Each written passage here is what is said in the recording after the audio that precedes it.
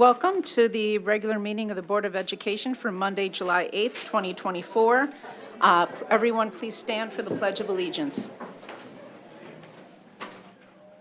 Pledge allegiance to the flag of the United States of America and to the republic for which it stands, one nation, under God, indivisible, with liberty and justice for all. Okay. All board members are present with the exception of Directors Crosby and Directors Velasquez. Our first order on the agenda is the open forum. Tonight we have one speaker, Michelle Lindell, on accessible playgrounds.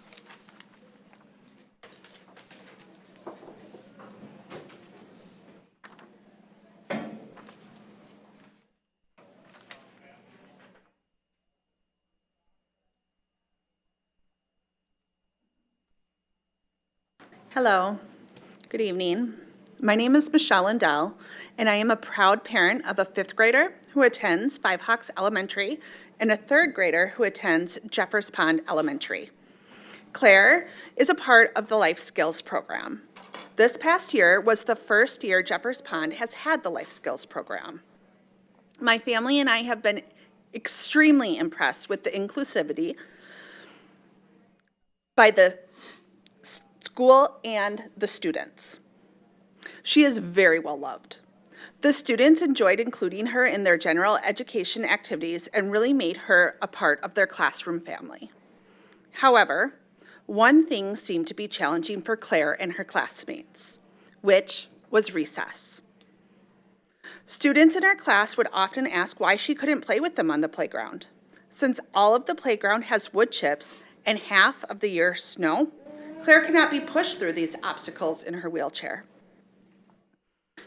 There is an accessible swing. However, Claire can't get to it in her chair, and she's too heavy to be moved safely. Claire's friends try to play with her on the blacktop, but there's only so much you can do. So, for the 173 days of school this year, my daughter was confined to the blacktop, while her classmates were able to access the entire grounds. It is inequitable for her to continue her elementary years being excluded from developmental play. Claire isn't the first student to be in a wheelchair. She definitely won't be the last. There are many other students with walkers and mobility devices that are necessary for peer interaction. As you know, the Life Skills program is growing really fast in this district. Next year, there will be 4 schools who will house the program. There are 6 schools with center-based programming. As a mother of a special needs child, it is essential to her quality of life that she has time to play and interact with her peers.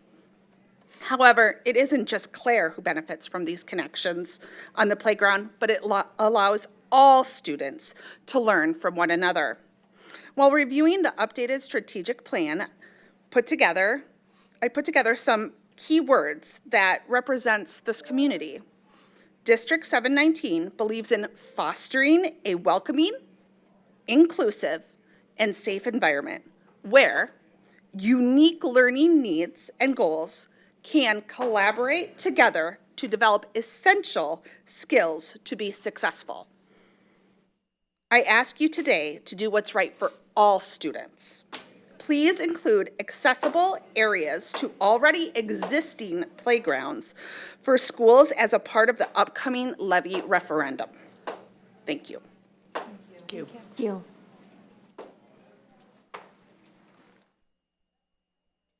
Okay, next I need an approval, a motion and a second to approve the agenda. So made.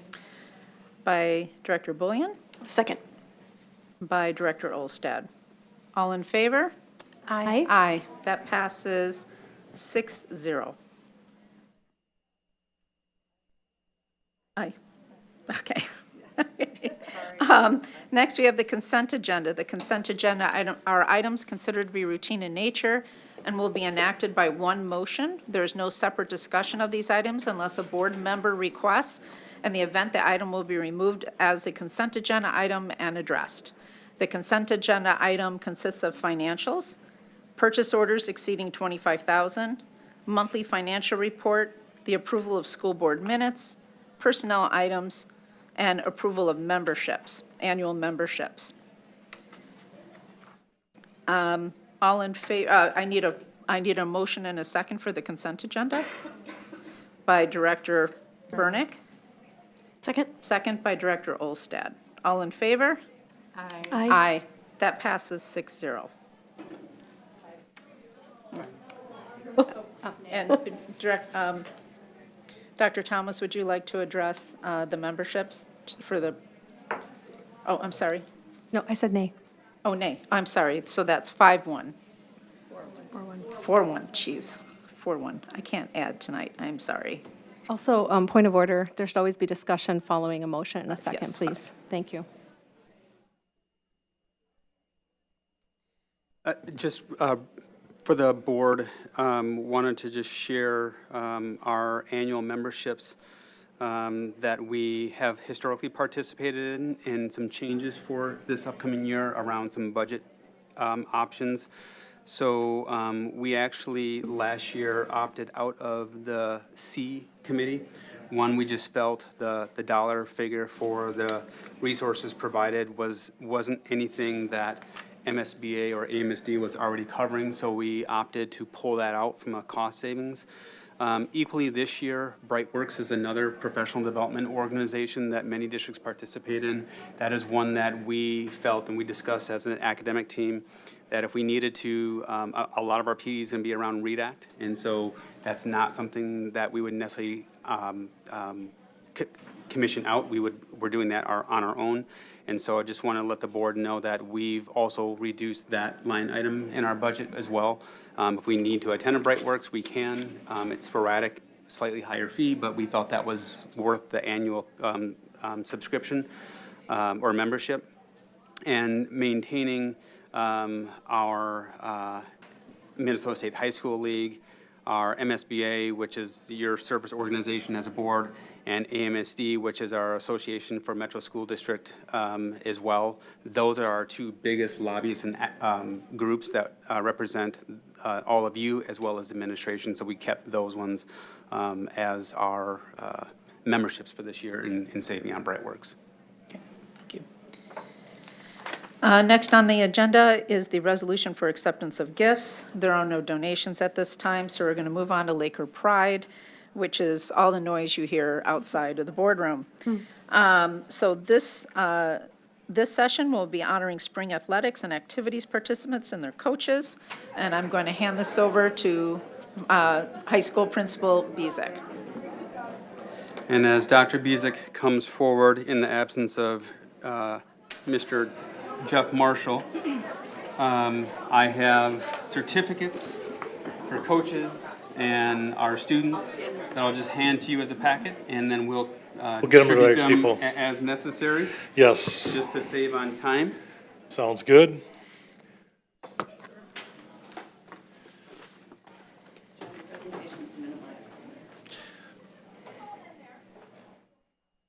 Am I?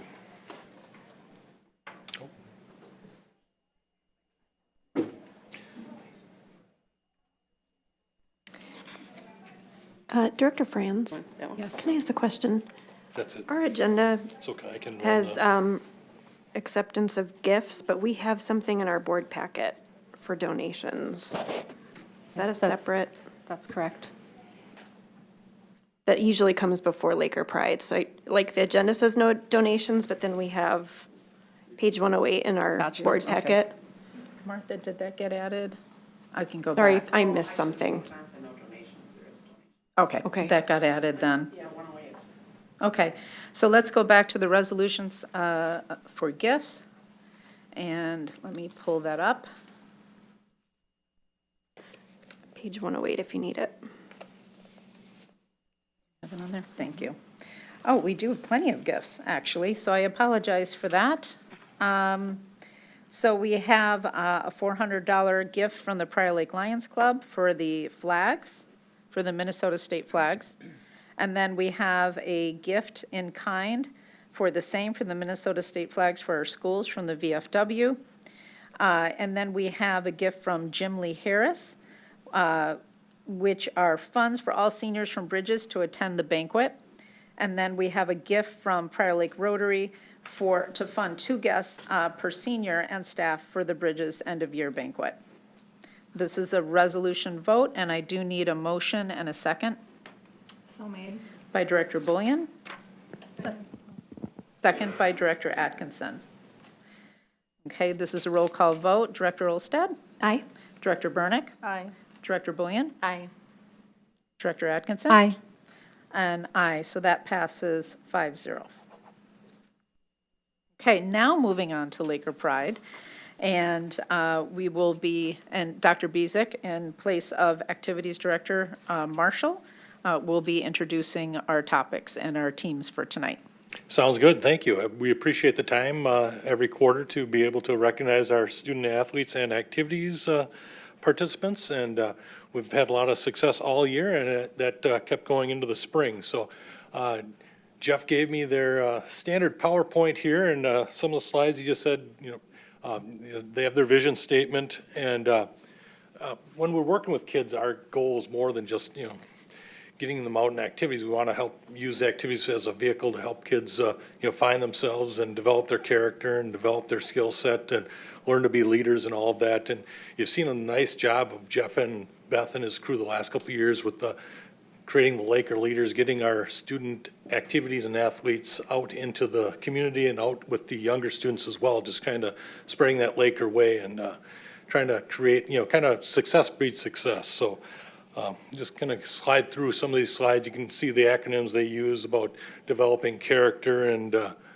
developing leadership and all of that. And they talk about that on a regular basis. And they work with the coaches to make sure that we're instilling and we're trying to make good people here.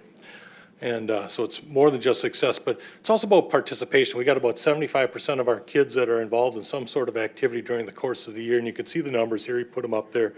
It's been pretty steady. And we tell kids, we look for opportunities for them to be involved. If they want to create a club or an activity that we don't have, we say, hey, give us a proposal, get us somebody that wants to oversee in their room, and we'll make it happen. So we have our, MSHL, high school league activities, but we also have lots of clubs and other things for kids. And we need that in a school our size. We want kids to be involved. So that looks very different for a lot of different kids, but we try to add a little something for everyone. And let's jump into the meat of this, which is going to be our recognition and our update. And we're going to start with the activities, and here we go. Girls lacrosse on cue. They're coming in. They've had a great season. Come on up, girls. Come on in, girls. Filling right here. Yeah, there you go. The girls were 17-2 overall. They were section champs, and they were state runners-up and second in our conference. Just so happens that we have one of the toughest conferences in the state, and they were fantastic all year long at the state tournament. The way they competed and and fought and represented Prior Lake. And I'm going to just mention the coaching staff is Heather Pearson. Her assistants are Jessica Jurovich, Katie Polson McCannon, Sarah Pearson, Grace Maddox, and Megan McGowan. And the student managers were Stella Bernard, Mackie Corby, and Ava Naz. And let's meet the team here. We've got some of them here. I'm going to go through the whole roster. We got Sophia Basil, Kaylee Sandell, Brittany Pinkowski, Sadie Shapee, Lana Disrud, Holly Buressa, Tali Baldzicki, Madeline Sazama, Sophia Macias, Emerson Maddox, Madeline Ballou, Piper Green, Lauren Knutson, Chrissy Saby, Lauren Jonas, Abby Grove, Annika Meyer, Keely Moling, Addie Christensen, Ava Clevin, Lexi Brannon, and Brianna Roberts. So great job, girls. We thank you for representing us with class on a regular basis, and thanks for creating a great program. So Congratulations. we can take a picture with sometimes parents want to snap a picture, and Christy's coming.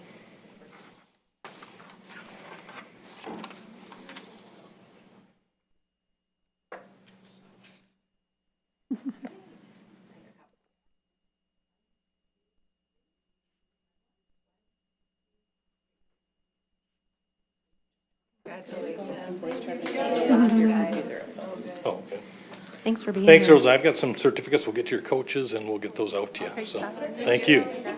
Thanks for a great season. Brings tears every. I'm just going to mention boys golf and passing. A lot of people are on summer vacation and out at cabins and things, so not everybody can be here, but we had a golf participant. We had Sean Lautner qualify for the state tournament in golf, and he finished 21st overall in state. So we give him a round of applause as well. Boys track and field, I don't believe we have any of them here, but they were 7th in the SEC, 3rd at sections. Hootie Haig was 10th in the 1600 and 9th in the 3200. Nathan Bettner was 16th in the 110-meter hurdles. Derek Baptiste was 21st in the pole vault, and Jackson Bennett was 6th in triple jump. And I do want to mention Coach Clam, who was with the program for 25 years, is stepping away. I think it's 10 years as head coach. He's still going to be involved in activities, but he's just going to step away from full-time coaching. So I just want to give him a little recognition as well. So thank you to those two teams. We're ready for girls track and field.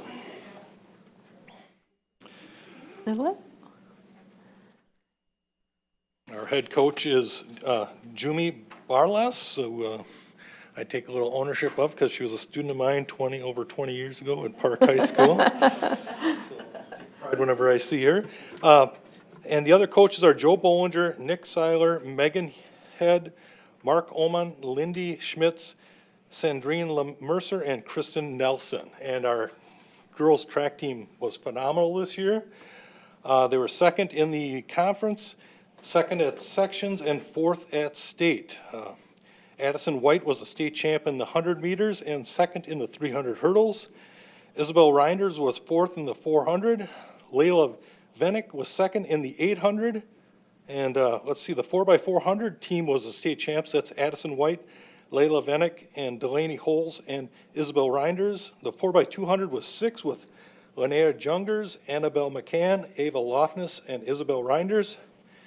The 4x800 was 7th with Sarah Gassney, Clara Gillen, Brooke Marcourt, and Layla Venick. And Anna Cundiff was 4th in the pole vault, and Ava Lofness was 10th in the triple jump. So great job, girls and team, and thank you for creating a great environment for the team there, Jimmy.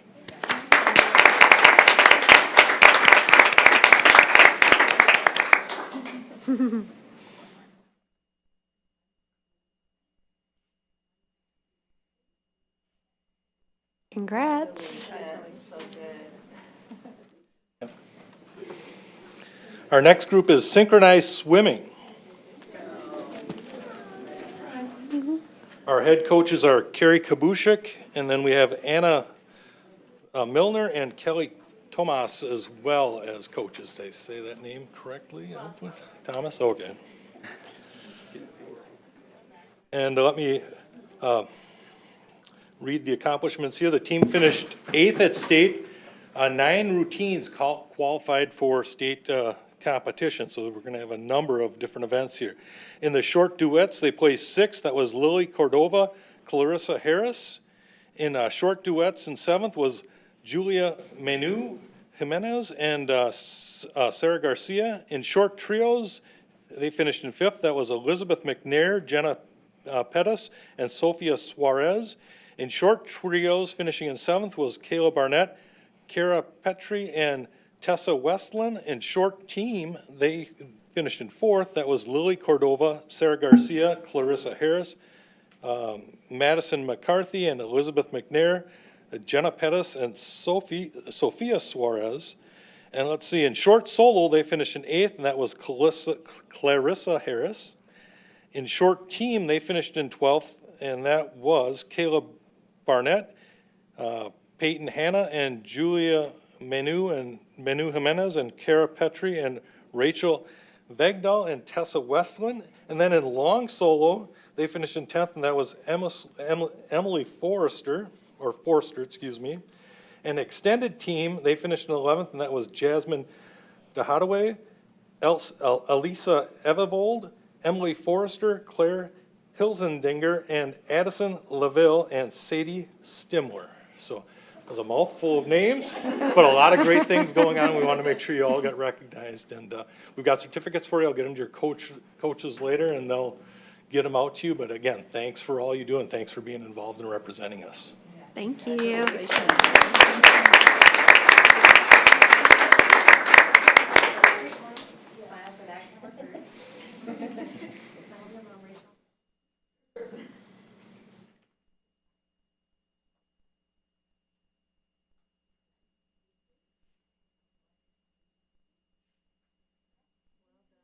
Congratulations. Thank you.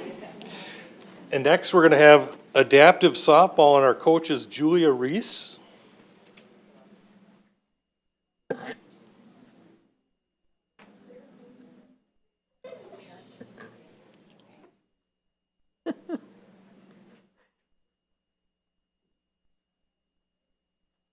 Hello.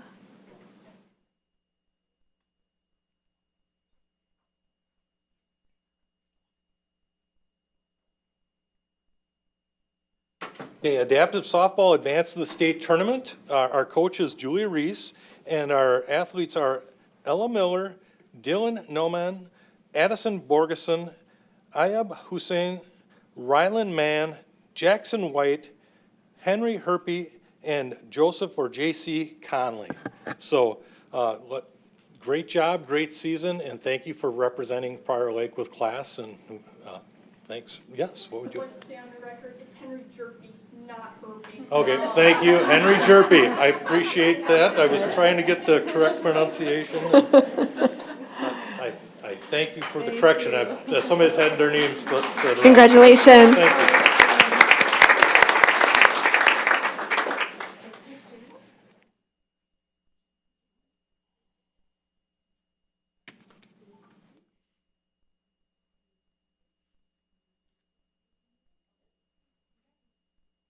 Good job.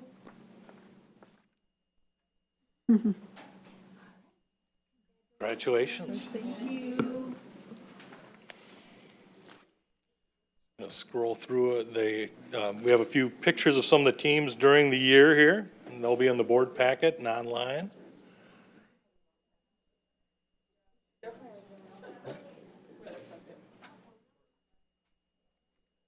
And next, we're going to go to activities. Do we spend the speech team? Yep, okay. We have the speech team here, and 5 individuals qualified for state. The coaches, head coaches Nick Ingalls, and the assistants are Jared Daggett, Beth Bear, Emily Lewick, Alyssa Mavison, Emily Nelson, Callie Herdering, and Matt Bear. And let's just run down the list of accomplishments of the speech team. Again, 5 individuals qualified for state. Alex Radcliffe in storytelling finished 4th. Sonia Pirani was in original oratory. She finished in 6th place. Owen Hammett in creative expression finished in 10th. Hamika Sandeep in discussion finished 11th. And Isabel Oman in discussion finished in 13th place. And then we had 4 individuals qualified and participated at nationals.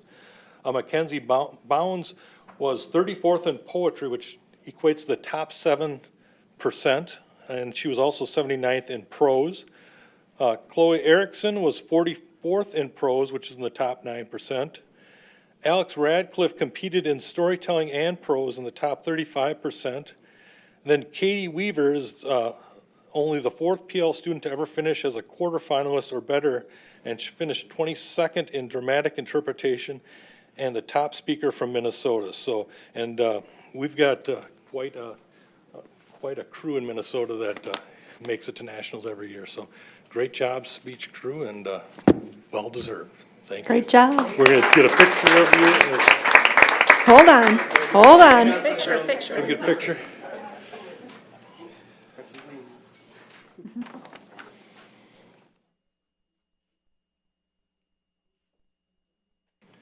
Good job, ladies.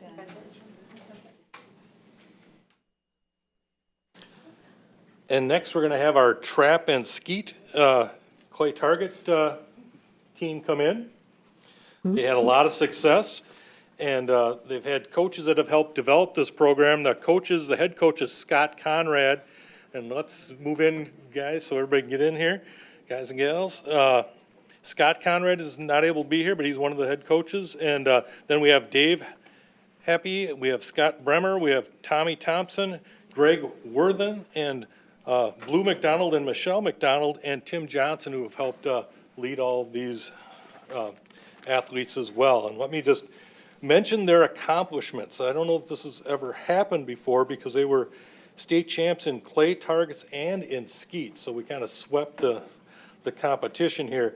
Let's see, Peyton Happy, Will Johnson, Jason Rush, Michael Bremer, Grayson Thompson, and Garrison Worthen, and Jack Benedict were the clay target champions, if I'm correct on that. And then Weston Thompson finished third as an individual, and Peyton Happy 19th overall at state, so they should be very proud.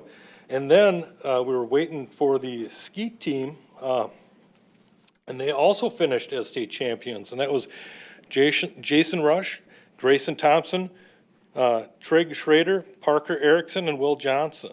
And then Samantha McDonald finished as the second highest female shooter in the state. So again, we've got a great crew, and I know the community has taken this on, you guys as coaches, and helped develop this. So very proud of what you've accomplished and how you've represented PL and PLHS. So thank you. And we're going to get some pictures, and I'll get some certificates to the coaches at some point, and they'll get them handed out to you.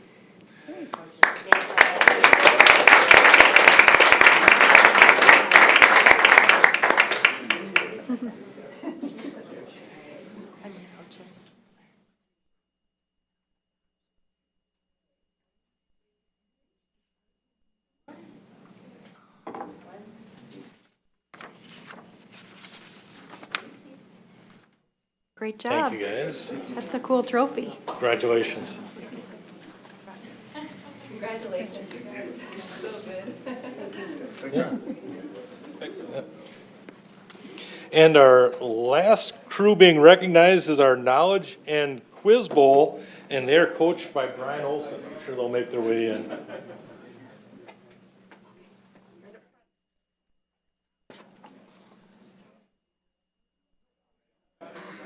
Right in the middle.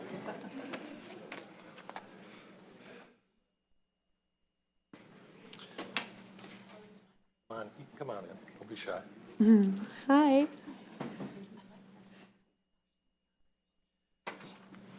As I said, Brian Olson is our team leader here, and Knowledge Bowl team qualified for the state tournament again, and our activities members on this team are Kylie Mung, James Easterlin, Sam Gang, Sean Wirtz, and Ethan Fingstein.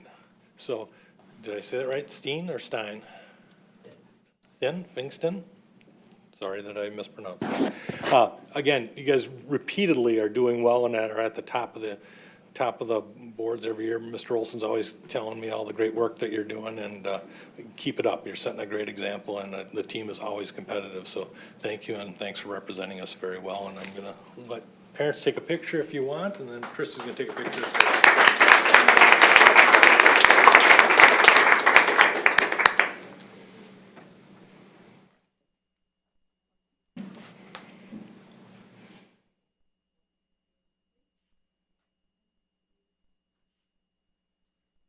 Great Thank job.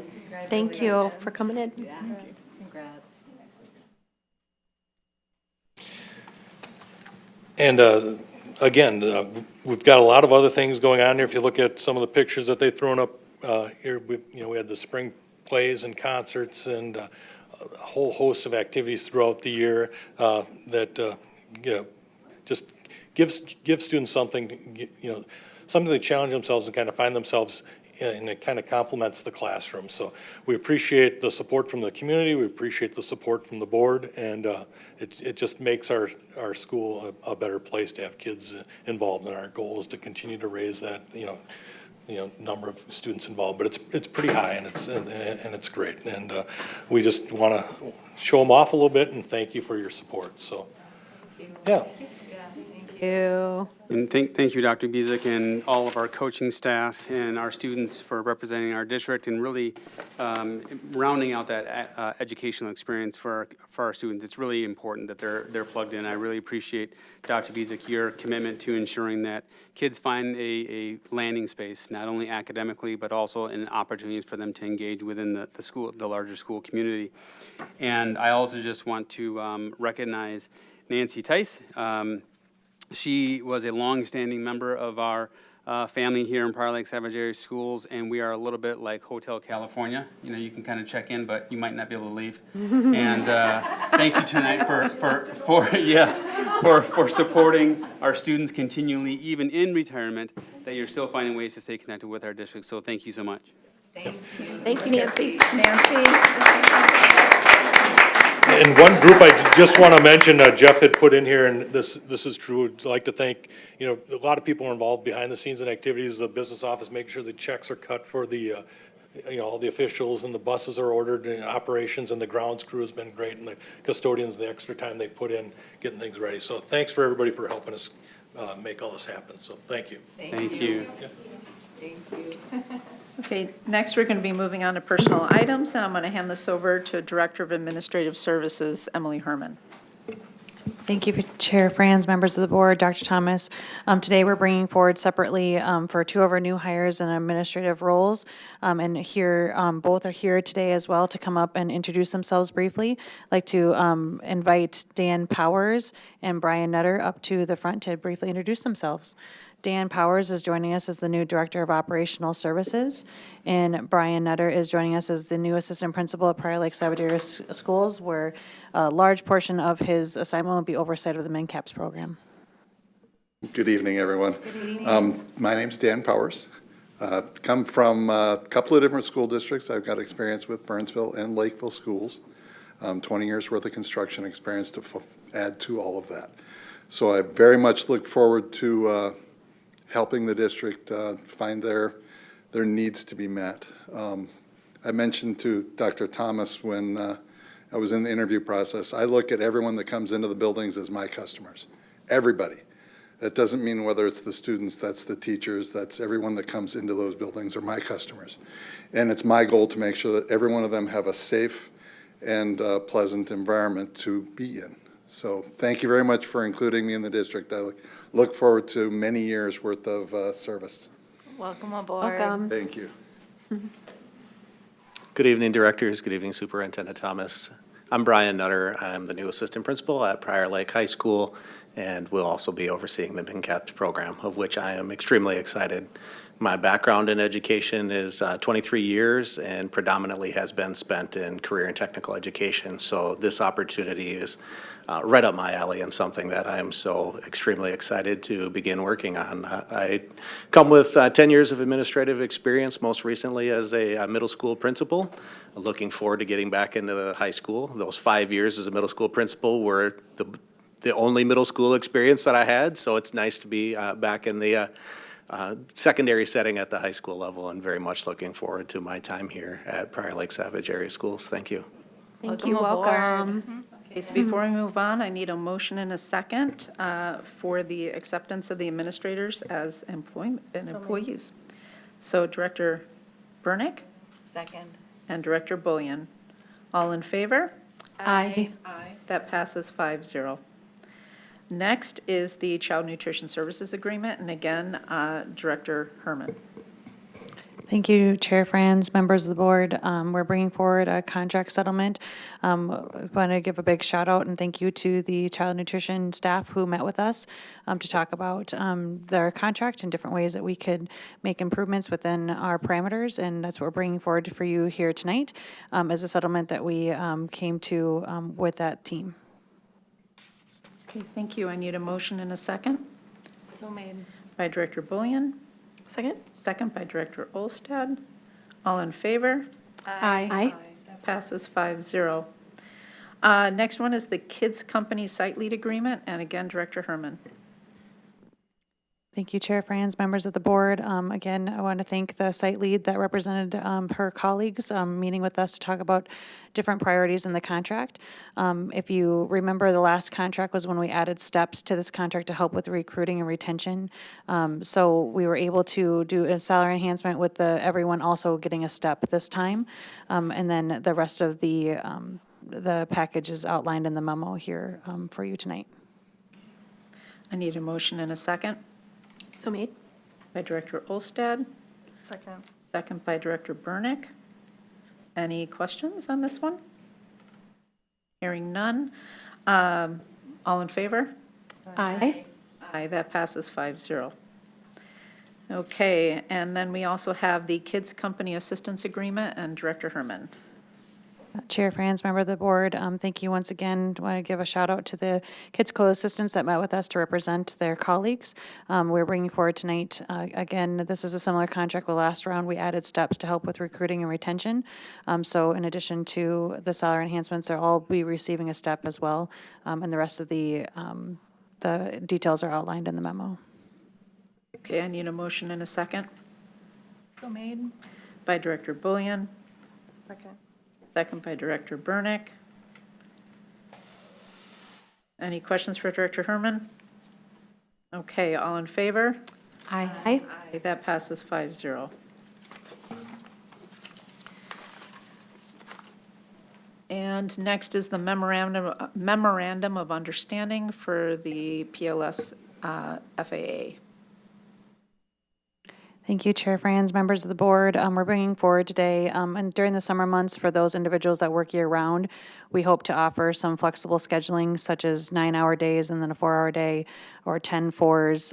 But within the administrative contract, they do have language in there that stated an 8-hour day. So this MOU would allow those individuals to have a flexible schedule should they choose to, and their supervisor agree that it still fits the operational needs of that department and/or building. So that's what the MOU that we're bringing forward, the intent of the MOU that we're bringing forward here tonight. Okay, I need a motion and a second. So made. By Director Bullion, Second. second by Director Olstad. Are there any questions for Director Herman on the MOU? Okay, all in favor? Aye. Aye, that passes 5-0. And now we have the memorandum of understanding for the superintendent contract. This is only the MOU. Do you want to? Sure. Members of the board, very similar to what was just shared with the MOU with the executive directors. As a means of our budget reductions, part of my contribution to that was to take 6 furlough days of this current contract that I'm under in my last year. And so I'm requesting that you all consider the approval of me taking 6 days without pay as a means to save resources in our district. I need a motion and a second. So made. By Director Bullion, second by Director Olstad. Are there any questions? I just would like to add, while Dr. Thomas, your offer to take 6 days unpaid is generous and appreciated, I believe that with the heavy load of implementing a new strategic plan, the READ Act, and the declining proficiency, that Dr. Thomas, your 6 days of leadership and your presence in our district is more important than the $6,000. Correct me if I'm wrong. Give or take. Yeah, give or take, $6,000 of unpaid leave. I believe we can certainly find $6,000 somewhere else in our budget to be able to cut. And I think it's incredibly important to have you in our district.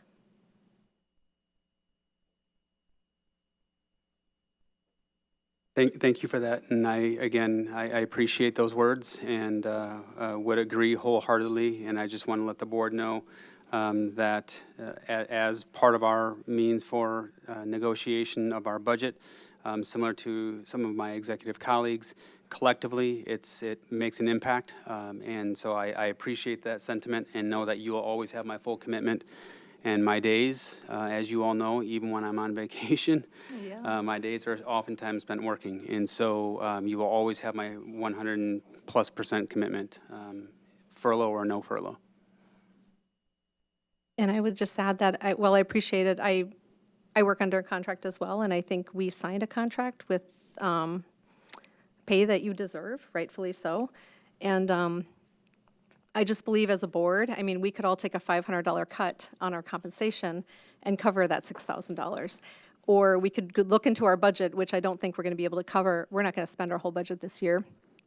And I think we could find ways to cover the $6,000. So I would just reiterate again that I'm not in support of this because I do think it's important to have you in our district for those 6 days when we have some really important things coming up, like the READ Act, the implementation of the READ Act, as well as our implementing our strategic plan. If I can make a comment, just maybe clarifying, thank you. I agree with you, Director Atkinson. Appreciate the willingness and the sentiment, Dr. Thomas. I just wanted to clarify, given Director Atkinson's words, those 6 furlough days isn't 6 days off. You are taking 6 days unpaid while working. It's not that you are, it's not 6 additional days off. It's furloughed, yeah, it's off. off. You're not allowed to legally work under furlough. Okay, thank you for clarifying that, because I didn't understand that completely. For that clarification. I know that given our budget constraints and the fact that we will definitely spend all of our budget and need much more, and I also understand there's other people in the district who have also forfeited as well, that while I agree that it is unfair, and unfortunately, the sentiment and the message that it sends is that we're all willing to give everything that we have in order to support this district in extremely trying budget times.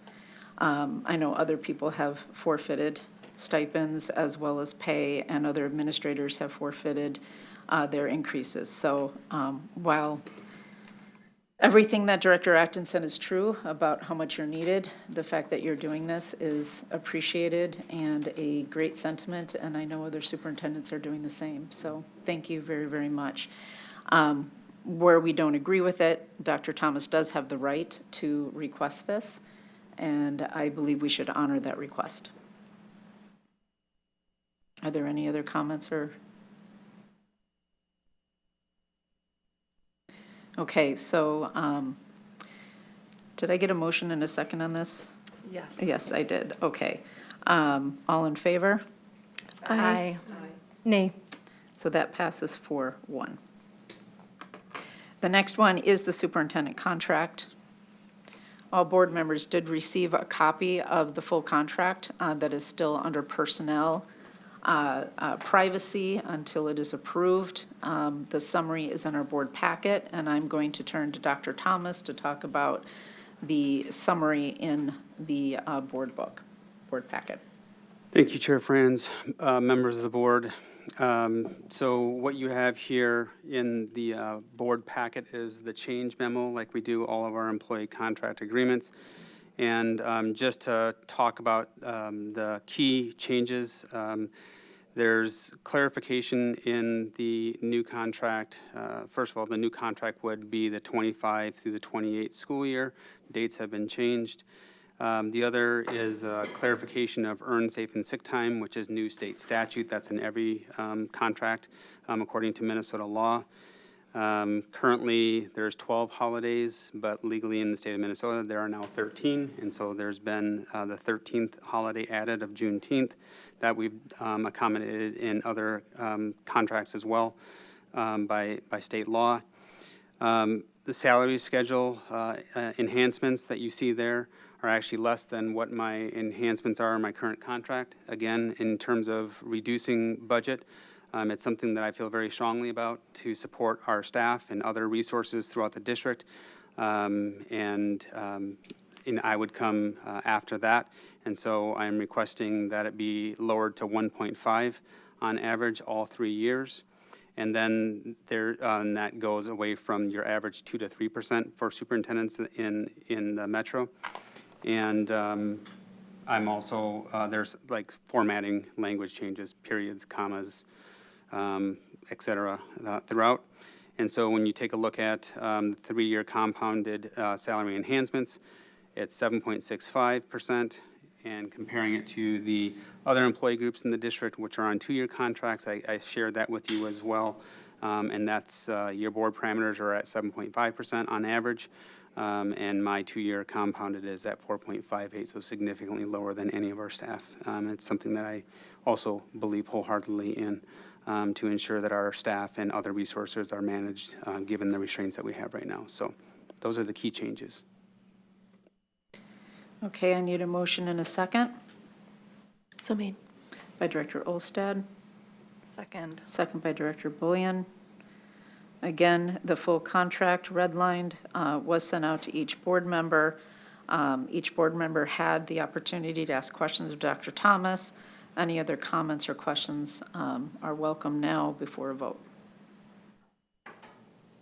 Just wanted to say thank you. I mean, this is just kind of the environment that we and other school districts are in right now, and I appreciate it. You are very deserving of, just to our points before this. I agree. But thank you, and I think it shows real leadership on your part, and I appreciate it. So thank you. Anybody else? Yeah, I have a couple questions. So while I don't really question the content of the contract compared to other bargaining units, and I agree with Director Olsted, thank you for presenting the contract as is. I do question the timing of the contract. As Dr. Thomas, your contract is not up for renewal until July 1st, 2025, almost a year from now. As we've seen with other bargaining units, including the teachers' union contract, the contracts begin negotiations within 2 to 3 months typically before the contract is up for renewal. So why would our board revise and review this contract over a year in advance?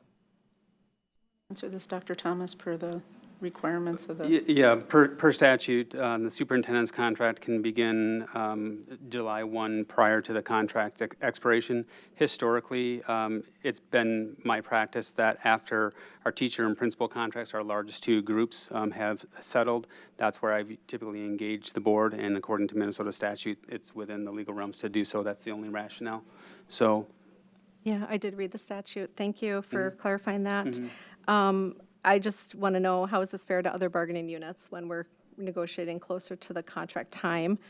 And really, whose idea was this to bring the contract forth for renewal almost a year in advance? Was that something that would be driven by you? That's something or I is that? initiated and requested.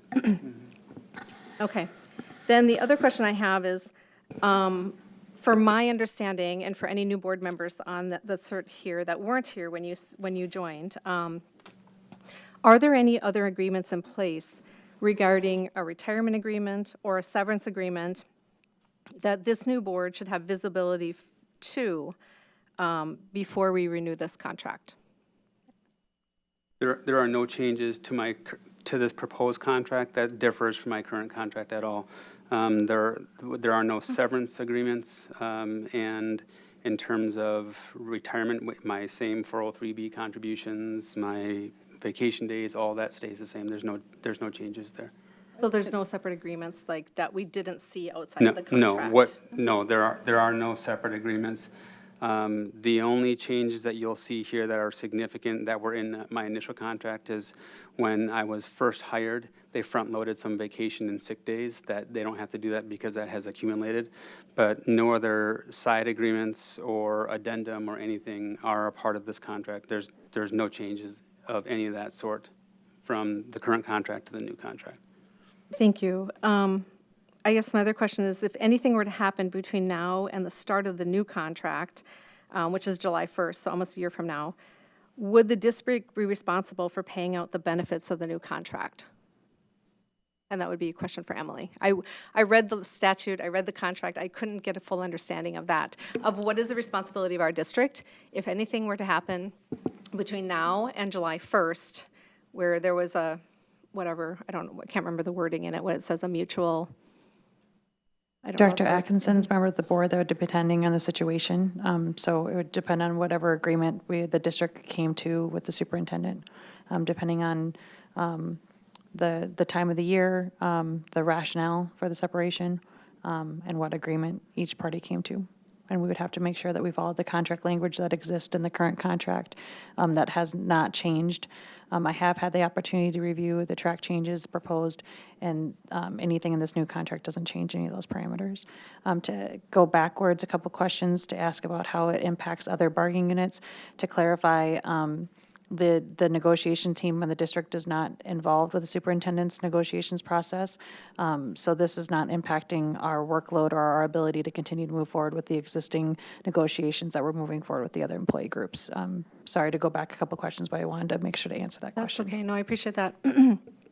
What I'm trying to understand is that, so you would be working under your current contract until June 30th of 2024, and if there was any sort of change that would be applicable, then we'd be looking at the 2024 contract, is that correct?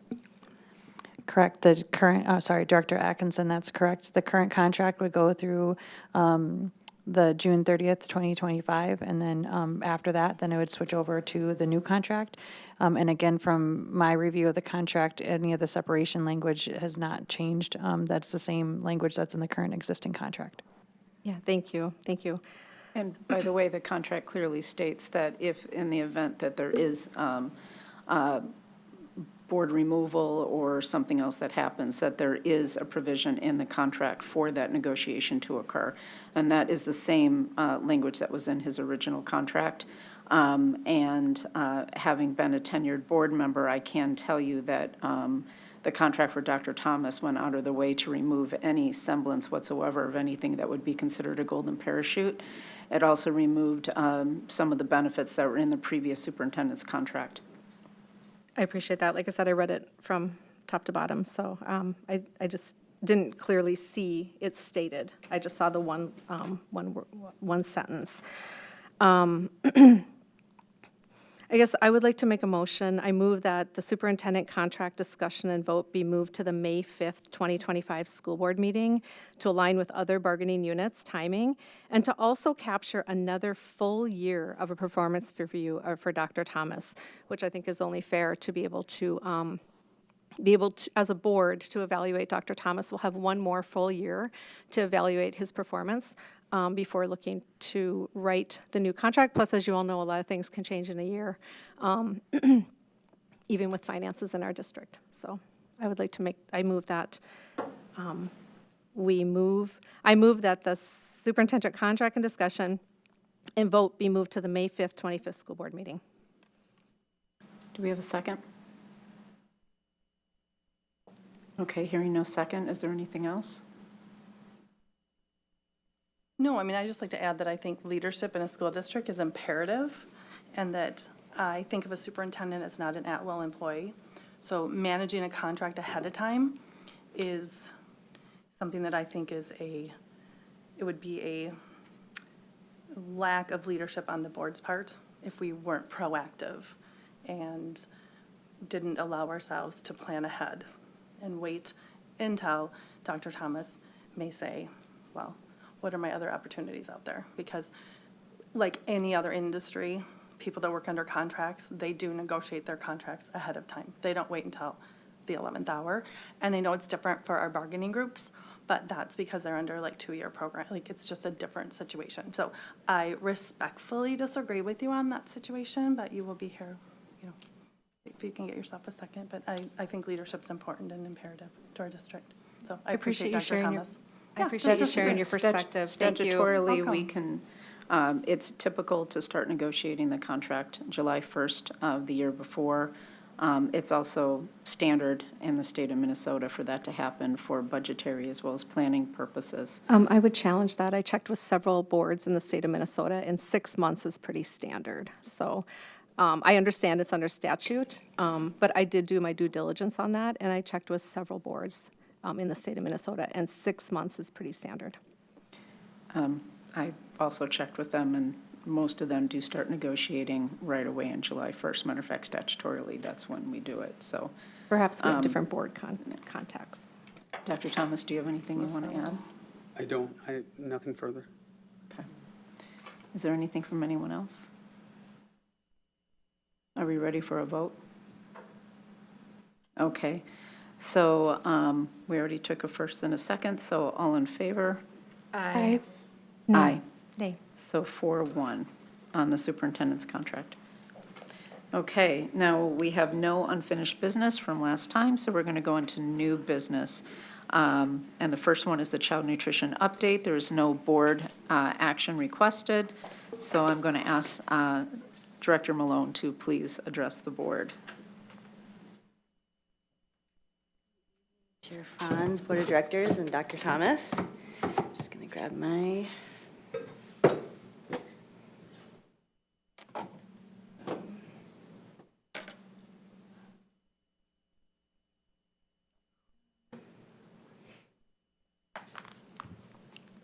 Right.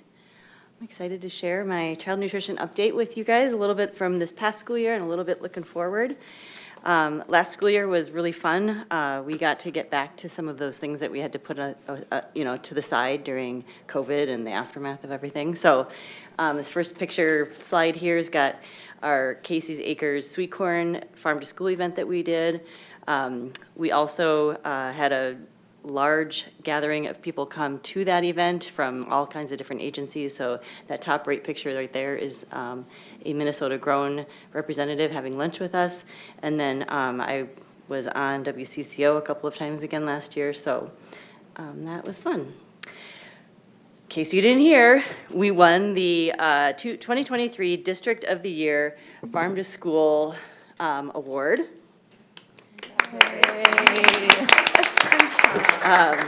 We had an unprecedented amount of farm to school grant money that we got last year.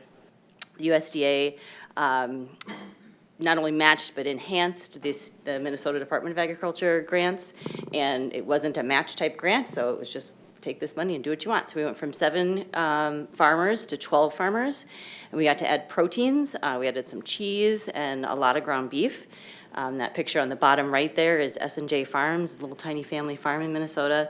The top middle is us winning our award, a couple more farm to school events. And then part of the award was they had Chef Rebecca come and do some training with our child nutrition managers. So that's that bottom middle picture there. So the other big thing that happened last year was we went to Free Meals for Kids. So everybody knows the March prior, Governor Walz signed into law Minnesota Free Meals for Kids. So I'm using last school year 23, to compare to this current school year that we just ended, I should say, because that's really the only time that we had that traditional meal pricing in the last 3 or 4 years because of COVID. So I'm looking at what our meal participation was, category, and then total. Last year, 22-23, and then 23-24, comparing traditional meal paid pricing to the Free Meals for Kids legislation. So as you can see, in total, we went from a breakfast participation at about 10% to a breakfast participation of about 17%. So we really increased breakfast, which is wonderful. And then at lunch, not quite as drastic. We only went up about 2% overall. And you can kind of, I won't read all the categories, but you can kind of see where we went up and where we went down just a little bit, so. Along with that, and being that we have been now 10 years off of the National School Meal Program at the high school, we decided it was time to ask. We needed to ask our stakeholders if they would still like us to continue not to be on the school meal program at the high school. Our first stab at that question survey was in March. We sent out a perception and priority survey where all the stakeholders, parents and guardians, staff and students could kind of rank what they thought, what they preferred the most when they are thinking about school lunch at the high school. Not surprisingly, everybody chose price. So that, we kind of thought more about it and realized, yeah, anytime anybody spends money, you're kind of thinking price is the kind of the first thing. You're buying a couch or you're buying a hamburger, you're kind of thinking price, price, price. So we decided that we needed to, first of all, do a little bit more education. We wanted more to participate. We thought that was a really small sample size. So we came up with the idea to have a 2-week trial period where the high school would be completely immersed and really get to experience what it would be like to be on the National School Breakfast Program and the National School Lunch Program. Did a lot of advertising. We told parents and staff and students about it. We did it from May 6th to May 17th. During that time, students and staff, anybody in the high school was able to survey daily. And then anybody, and parents and guardians then were surveyed between May 15th and May 19th. What we found out is that many of the general feedback was portions are too small. We really like the old program. We're a little concerned about families in need, but we really liked the old program. We like having free things, but we want to look like it looked like before. So as a result of those surveys, we're going to stay off of the meal program at the high school. Breakfast will remain free. Lunch will remain at $3.25, which is no change from about 8 years now. And then families in need will continue to receive free meals. Then I was hoping that State and Fed I'd be able to populate this chart, but it's July 8th and they haven't given me reimbursements yet. But it's just kind of showing the grants and the supply chain assistance funds and the things that kind of were still rolling out of COVID time are definitely ending and decreasing. So we will not be receiving any more of those supply chain assistance funds. This past year we got $218,000, almost $219,000, and 24-25 we'll get none.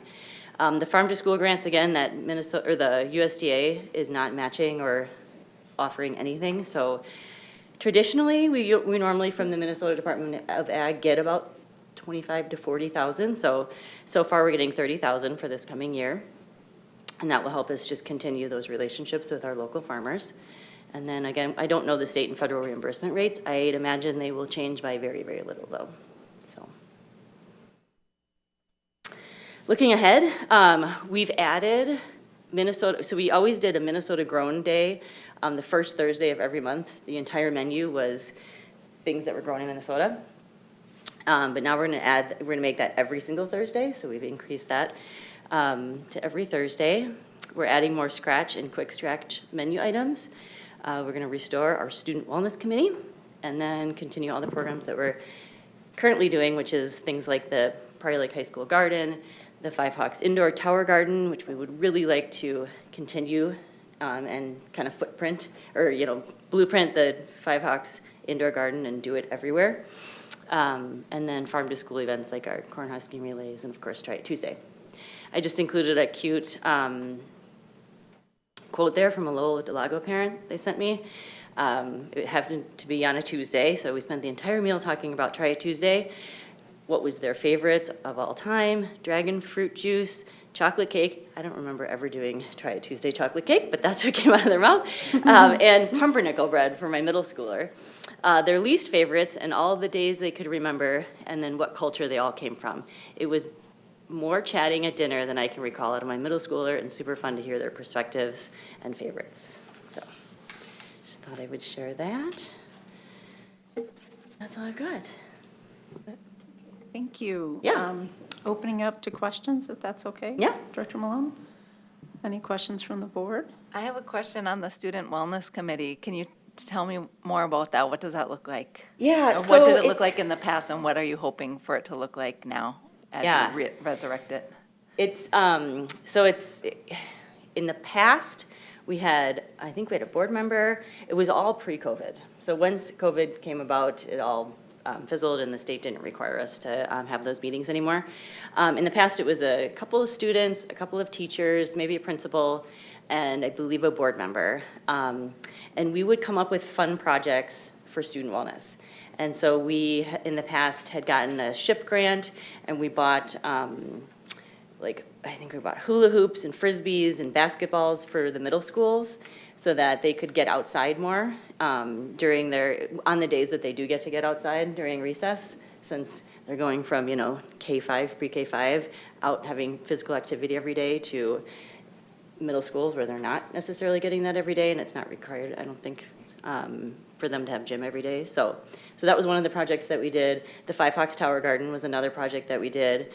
We did a project for the Prior Lake High School garden, and we bought like kid knives and kids like shears and stuff like that to allow them to get into the garden and use the garden. So done little projects like that. And Good. yeah. I have a question for you. So first of all, I love the fact that we're staying off the National Food Program in the high school. I think it shows the uniqueness and the of our independent school district. And I've actually had other board members come to me and say, how do you guys do that? And I said, well, you can talk to Emily Malone, because I'm not exactly sure how we do that. But one of the questions that came up is, what is the financial impact of us not being on the school lunch program versus parents paying for it? Is there a financial difference? Like, is it cost neutral, or is it a negative or positive, or like, how does that weigh out? And maybe that's a question for Director Frederickson. So meaning the Prior Lake High School program itself Yeah, is in the black. Is that what you mean? No. I just want to know, like, with us being off the National Food Program for lunches, is there a financial impact, either positive, negative, or is it neutral? Meaning? I think the answer is positive because we make money. Is that what? Yeah. That's kind of what you're asking? Yeah. Yep, that's what I'm Yeah. asking. Yep, we make money, and we're able to support the students in need as well. Right, that's wonderful. Okay. Yeah, so we Then- contribute to the general fund, or the fund balance. Okay, wonderful, that's wonderful. Fund And then balance. secondly, it's great you said that in 8 years, our cost did I hear you correctly? I think it's been 8 years since we haven't increased from the $3.25. Okay, so 2016, 17, I with think it all was? the increase in food costs, and I think there's like a little graph out there saying like how much French fries cost at McDonald's from like $1 to $4. How is our district able to maintain the same cost for the high school lunches? So it's a little bit, so I live in the school lunch world, and so I'm not sure about McDonald's, but in the school lunch world, we have the cost of meals and the cost of à la carte. And in a free meal program situation, you're making your money on your reimbursements. You're really relying on that reimbursement as your source of revenue. And in the older model, or the traditional model, or the one, kind of that we're doing with the high school, we can keep our costs down for the meal prices because our à la carte sales are strong enough. The only time I think we've increased à la carte prices twice. And this last year, it was like 50 cents on anything over $3 or something. So not a lot, Yeah, but it's just that no, that we- makes sense. So you're basically subsidizing order to keep the meal price low, you're subsidizing it with the increase in the margin in the à la carte. À la À la cartes, the coffees, all that kind of great stuff. So Right. that makes sense. Thank you for Yeah. explaining that. Yeah. I have a question somewhat related to that, because I kind of had the same question, like, that's great that we're not raising the price of that, but when you look at, the grants and the reimbursements, we're going from 218,000, almost 219,000 to zero. So I know that's a different fund and everything like that, but I guess my question is, what kind of things falls into this supply chain assistant fund that we won't have anymore? And I know like you said, you're still waiting on some numbers, but. Yeah, the supply chain assistance funds, the grants, don't ever touch the high school. So the high school runs all by itself in its own So that doesn't have bubble. anything to do with the Yeah, high school, So those okay. funds and grants and reimbursements are only pre-K-8 plus bridges. Okay, so is there, I don't want to say opportunity, because you never want to raise anything, but is there a world where we might, it's free lunches. I guess I'm just trying to figure out, what is part of this supply chain assistance fund? Like, what do you pay for with this, or did? Yep. With this 218, like, what did that go to Yep. that So- we're not going to have anymore? And we've only had that for 3 years. And the first year, I think, was 67,000. This past year, you know, as long as we use all of our money, we can say, hey, we'll take any extra on the table, so that's what we do. Like, hey, we're Prior Lake, we'll take some more. So that's how we got so much that time. But, so that is for minimally processed foods. So milk, fresh fruits and vegetables, they did allow bread, you know, whole proteins, nothing processed. And so, what we'll be doing is, you know, just watching to make sure that we are not, you know, that center of the plate, because we're relying on reimbursements. We'll have to make sure that we can even out and make sure that we don't go over that $4.55. You know, we really want to stay around like $2 for our center of the plate item, and then kind of go from there, kind of getting into the nitty gritty. But yeah, we'll have to watch it more, you know, Yeah. just watch our budget more. Well, and I know we're getting to this too in our agenda when we're talking about, you know, the milk contracts and things like that. So when we look at, I'd be curious, and not for now, but I'm just curious overall, you know, when we look at, you know, the amount of milk that's poured down the sink. I mean, even in our own houses, right? Like when my kids put down a whole glass of milk down the sink, I'm like, ugh. And I know that's happening at school too, right? So how do we, knowing that we're not going to get some of this grant money anymore and some of the waste, and I know this is rhetorical, I guess, but I'm curious about the balance there and Yeah. what we can do about it as a district. We do things, and milk is a great example, and whole fruit's a pretty good example as well. In the elementaries, there is the ability to have what we call a share cart, and that's Right. legal, and Right. we're allowed to do that. It doesn't work once you get to, you know, 400, 300 kids in a lunchroom. That's Yeah. really hard to manage a share table, because but in the elementaries, we're able to do that. We've got noon supervisors that are in there managing that with us. And we're able to, because of the meal program, the structure of it, we have to have them take a certain number of things. So many students Right. are taking things that they're not going to eat and they don't want, and then immediately they can just put it in a share table, and we're allowed to recycle that. We wash it, and we are allowed to recycle it and put it right back into our meal program.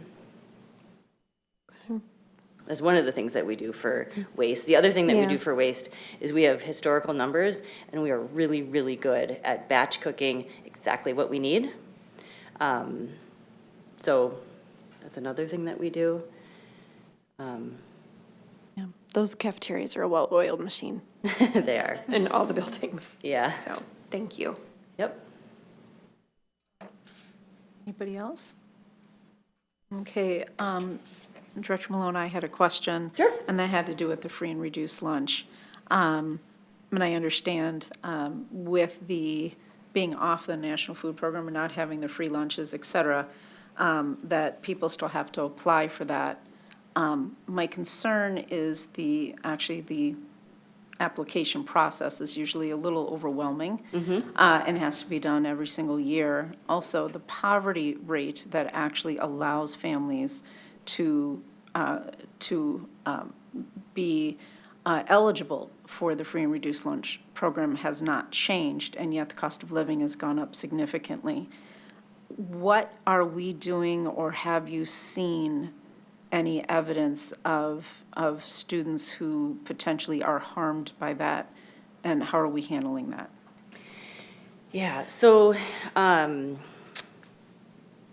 include it in here? Student eligibility. So, about 85% of our students are directly certified. So they're not filling out forms. So for example,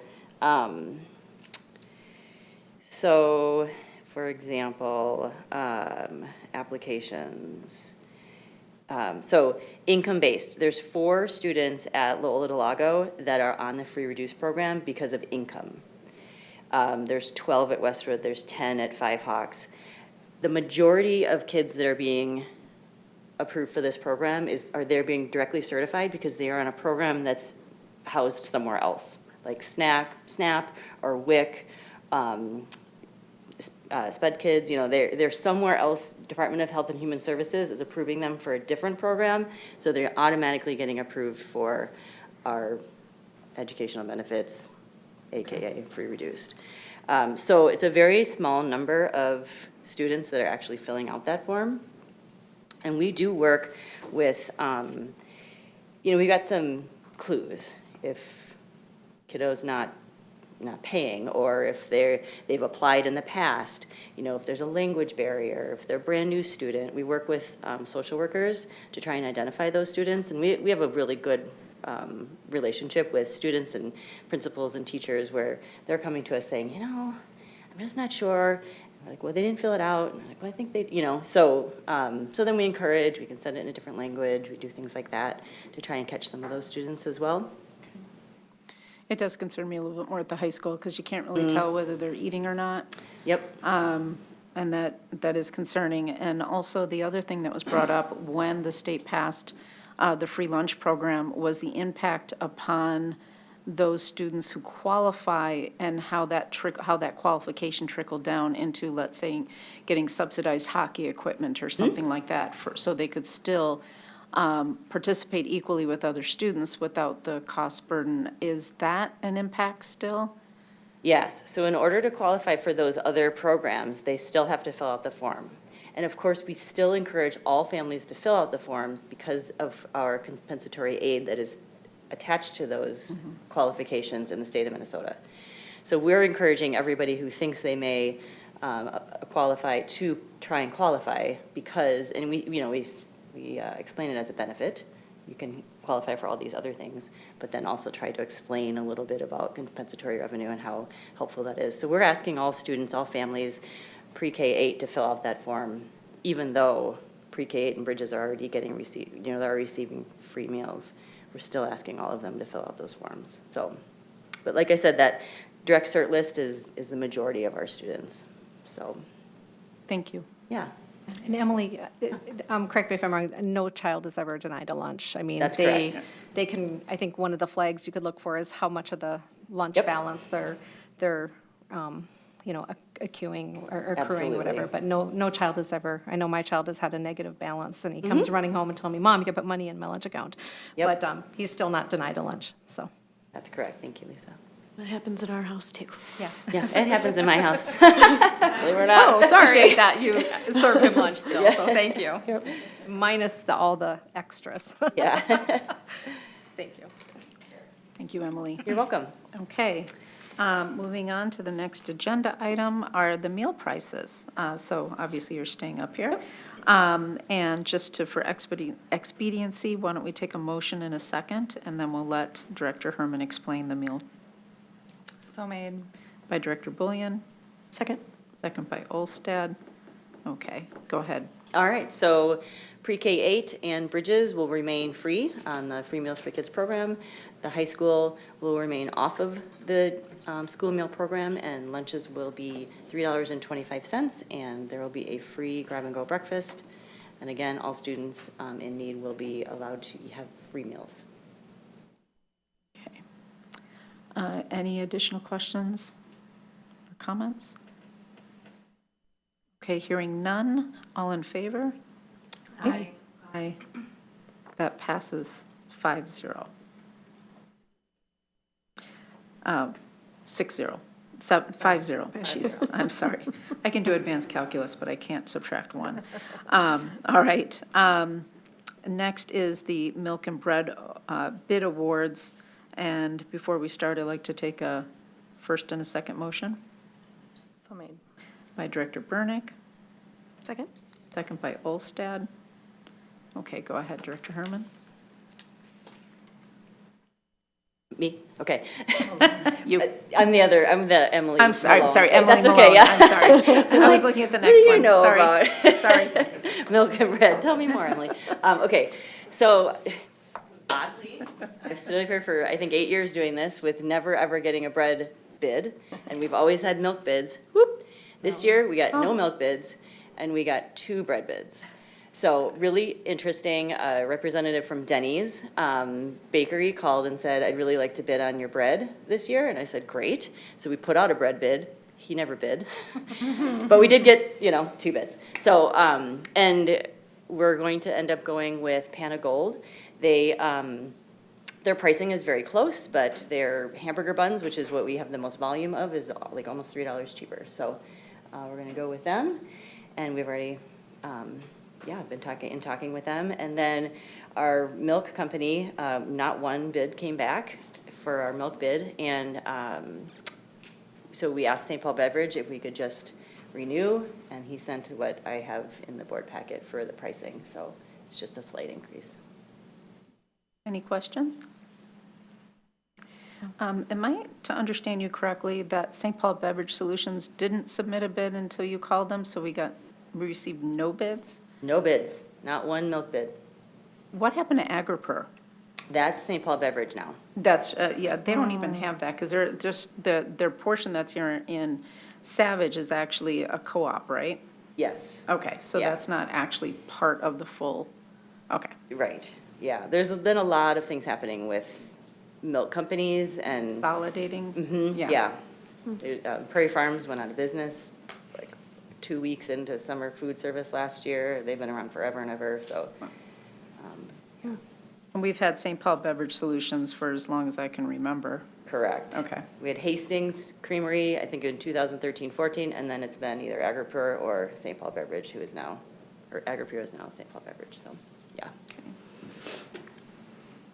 So just out of curiosity, if we didn't approve this, would we still have milk and? That just, I know that sounds silly, but it's like we don't really have a choice. You tell me. I don't know. I mean, Okay. if you didn't approve it, I suppose I'd try and go out again and Okay. see.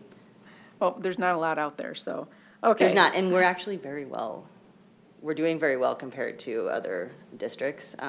So it's very competitive. Okay, any other questions? All right, all in favor? Aye. That passes 5-0. Okay, and the next one is the enrollment report by Director Frederickson. Thank you, Director Malone. Yes, thank you. And I got your name right. Okay.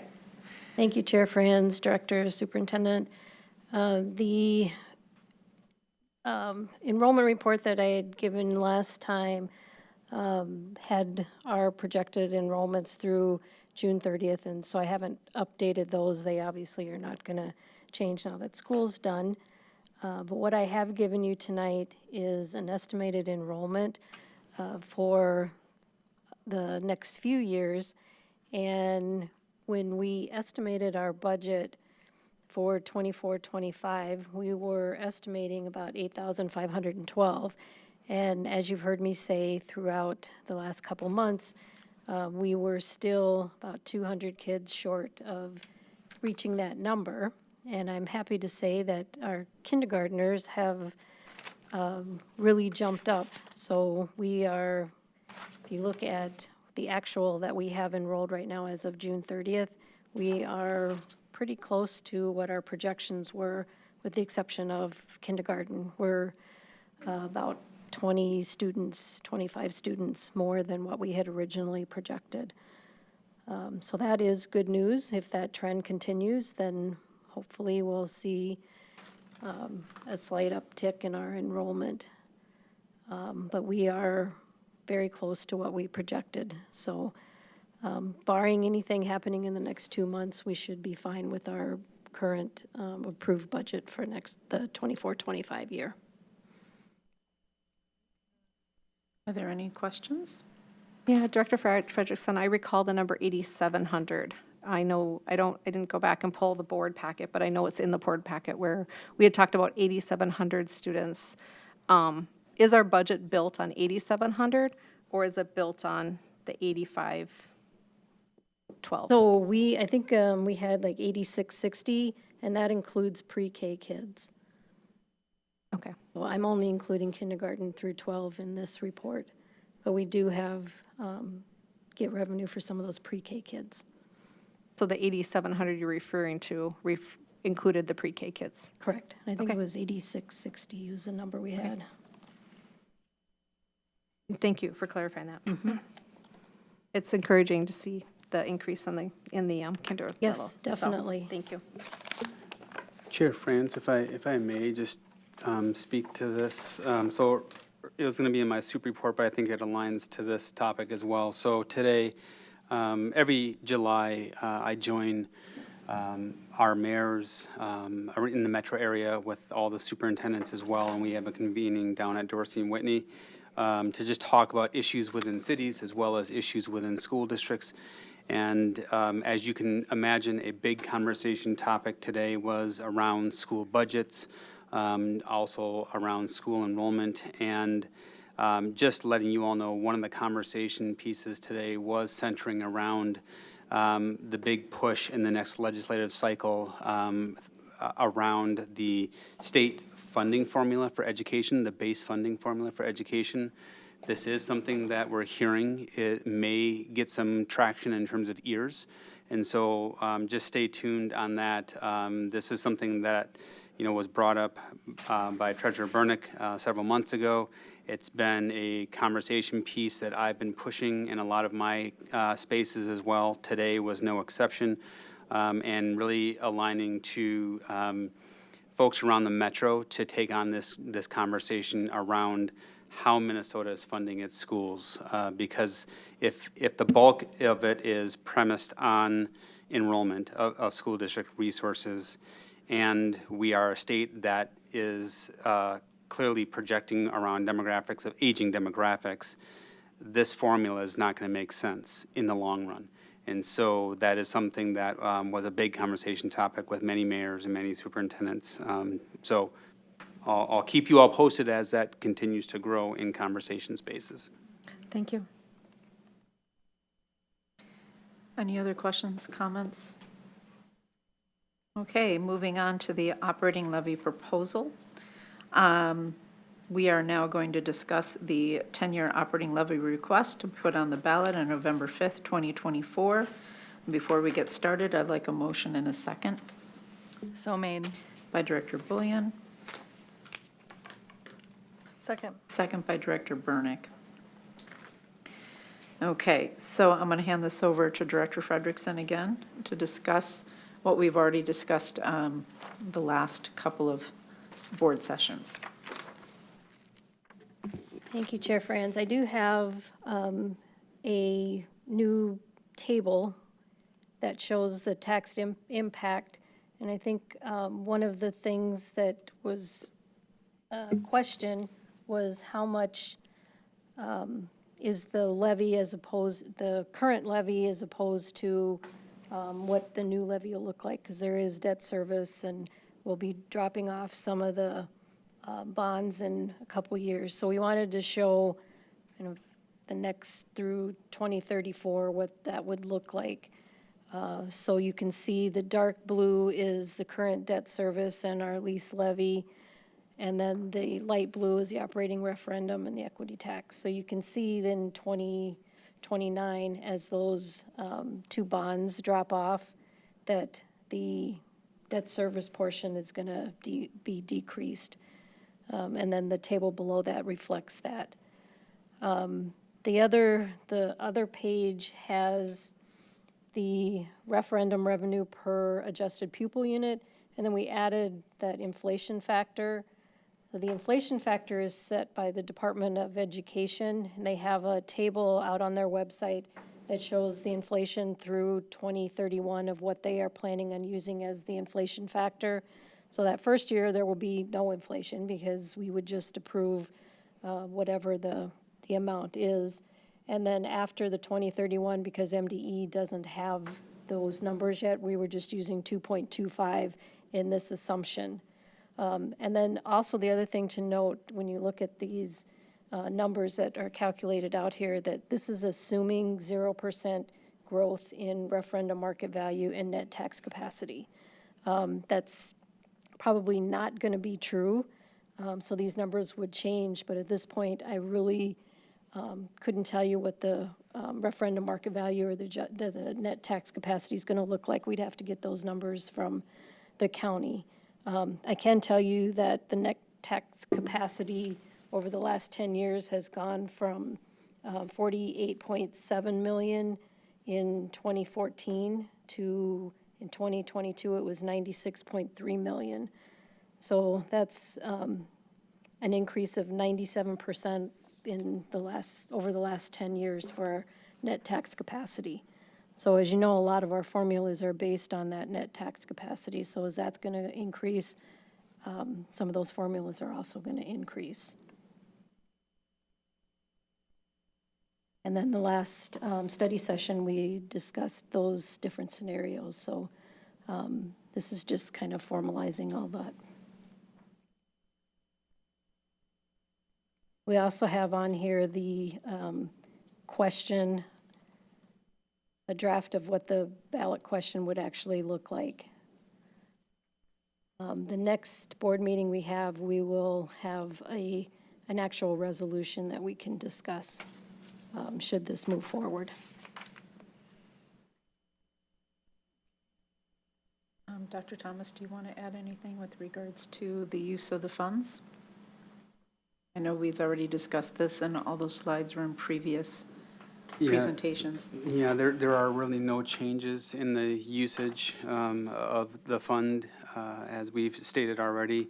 I think this evening we heard conversations from our community. This was a big conversation topic that we had around our overall safety and security. To look at some of our playgrounds, that's a very timely piece of information from the parent. That is something of great concern for us, to ensure that kids have access to all aspects of the school experience, classroom, playgrounds, et cetera. I just dovetail on that, but nothing has changed since what we've since last presented to the board. Opening up to any final questions. I know that we've already discussed this multiple times. I have a clarifying question. It was brought to my attention by a constituent. If the levy is being based on an ADM of 8,593 students, or approximately there, and it's $1,803 per pupil is what we're looking to put on the ballot. I calculate that, and it's 15.5 million.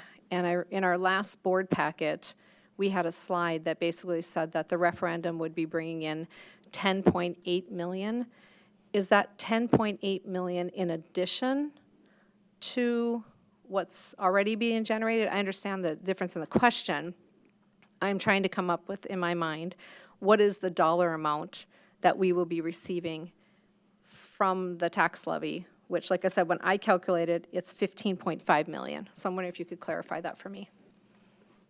No, it would be, as we saw in the other documents that I had given you from PMA, when they calculated it out, it's about 10 million, a little over 10 for the $45.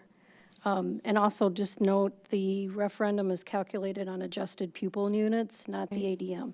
So anything from the 7th through 12th grade, they count as 1.2 ADMs. And then pre-K counts usually as 0.6, special ed would be a 1.0, but kindergarten through 6th grade would be a 1.0 ADM. So you have to calculate that in the factor. So what's the adjusted pupil unit number that you're using to get to that 10 million? It's on this sheet, about 9,608. 9,608? It's one of the lines on Okay. the Sorry, calculation. I'll take a look at that. Yeah, I peeked at it, but, I see it up on the top, the APU. Okay. Correct. And so if you times that out, 9,608 times 1,803, it should equal the 10 million? Because that's higher than that then. Just doing It's some quick not math. quite that simple, because again, it's based on adjusted net tax capacity. There's equity. You have to take out the $300 and the $424. So there is a very complicated calculation that you can kind of follow in the levy certification report. So when I give you that levy report, it kind of spells out all the formulas. Yeah, I think being as transparent as we can with our community about how much money they're going to be paying in the next 10 years. I mean, given forecasts, whatever, there was a lot of criticism in some districts that the levy didn't pass, where the district came out and said it's going to be X amount, and then it was like double that. So that's kind of where this is coming from, to be honest with you. So that's where I was trying to get an understanding of the calculation that was used to come up with that $10 million.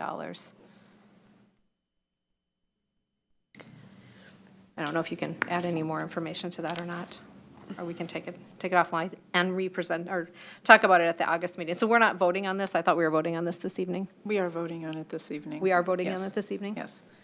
And again, the information's been out there for some time. The biggest difference is this PMA that shows the average medium household and what the annual total would be based upon that, and how it's broken down between, over every single year for a household with the average medium home value of 445 and the APU staying consistent over 10 years. And is there any chart that shows, like, if an average household of 445,000 is currently paying $1,533 annually in taxes, what they're currently paying now versus what this will be? Like, with the current levy versus what the new levy, if it passes? Is there any way to show that?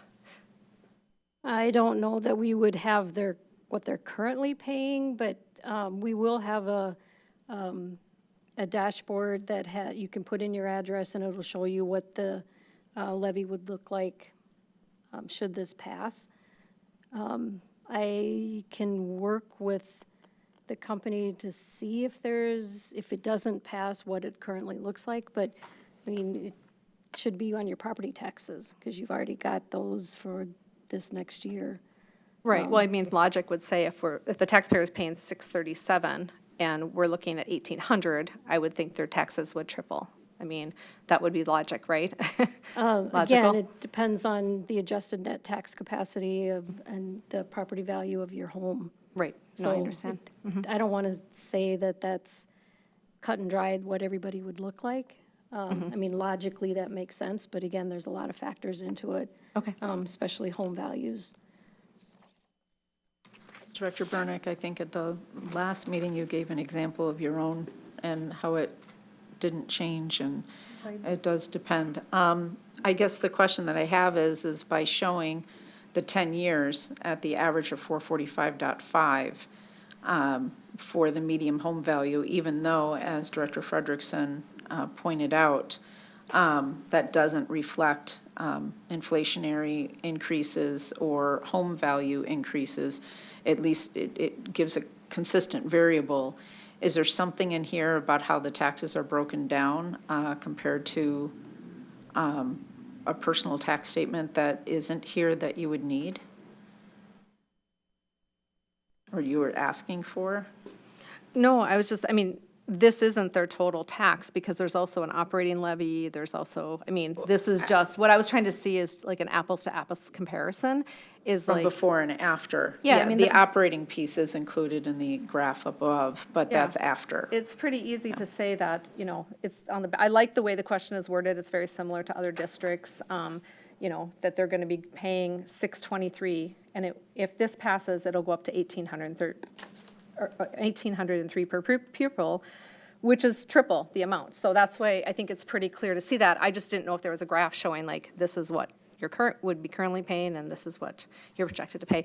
And regarding Director Bernack, we live in different cities, so different cities are going to have different impacts on the taxes based on Everybody's lots gonna- of different factors, so. But that's what I was pointing out, yeah. Yeah, And my correct. taxes did not increase that much, hardly at all, so. Well, and a lot of it has to do with age of house, just to be Yeah. honest with you. Yeah. So And what you paid for it, and all the things, and how much it And appreciated, and all the good things. Whether you live in Prior Lake or Savage. Right. or I'm Springer familiar. Park or- Yeah, and Close to the lake I'm just or being across really the street from honest. the When lake. we No, talk, when we talk transparency. Yeah, and go to your you tax can look up statements. mine, and you'll see I mine is very personally- different than yours. Yeah, and that's a good thing. And I think that's the point here, like, Good thing. I think we can sit here and say logically, like, 2 + 2 + 2 = 6, yep. But there's nuances that I think we just want to make sure that we can't equally say, yep, it's 6 for you, 6 for me, and 6 for you because of other factors. Right. And I think that's the general point that I'm hoping that the board and our community understands, that you can't apply simple math logic across the board. And I think that's the challenge that our community needs to understand, is that we're trying to be as explicit as we can in the question that you see there. And that logic holds true in what we would receive per student. That will hold true. But what that equates to proportionally in your payout as a tax payer is not, you can't apply that same logic. Right. So that's what I want the board and our community to take away from that. Right. The other thing that I think it's important for the board to remember is that we're asking to send this to the voters. Right. That's the only question we have on the ballot here. I mean, on the board agenda here. It is not to say, yes, we are going to do this, because we do not have that power. The only power we have is to send the question to the voters for them to ask those same questions, look at their own tax statements, and determine where their priorities stand. And I think the reason why the question is on here, if you're okay with the language of the question, which I believe is also somewhat statutory, of what we need to put in there, are there any other questions to go ahead and send this to the voters in November? Are there any other questions to I send this just to had the voters? one more. Yes. And I may have missed it, Director Frederickson. On the chart here in our board book,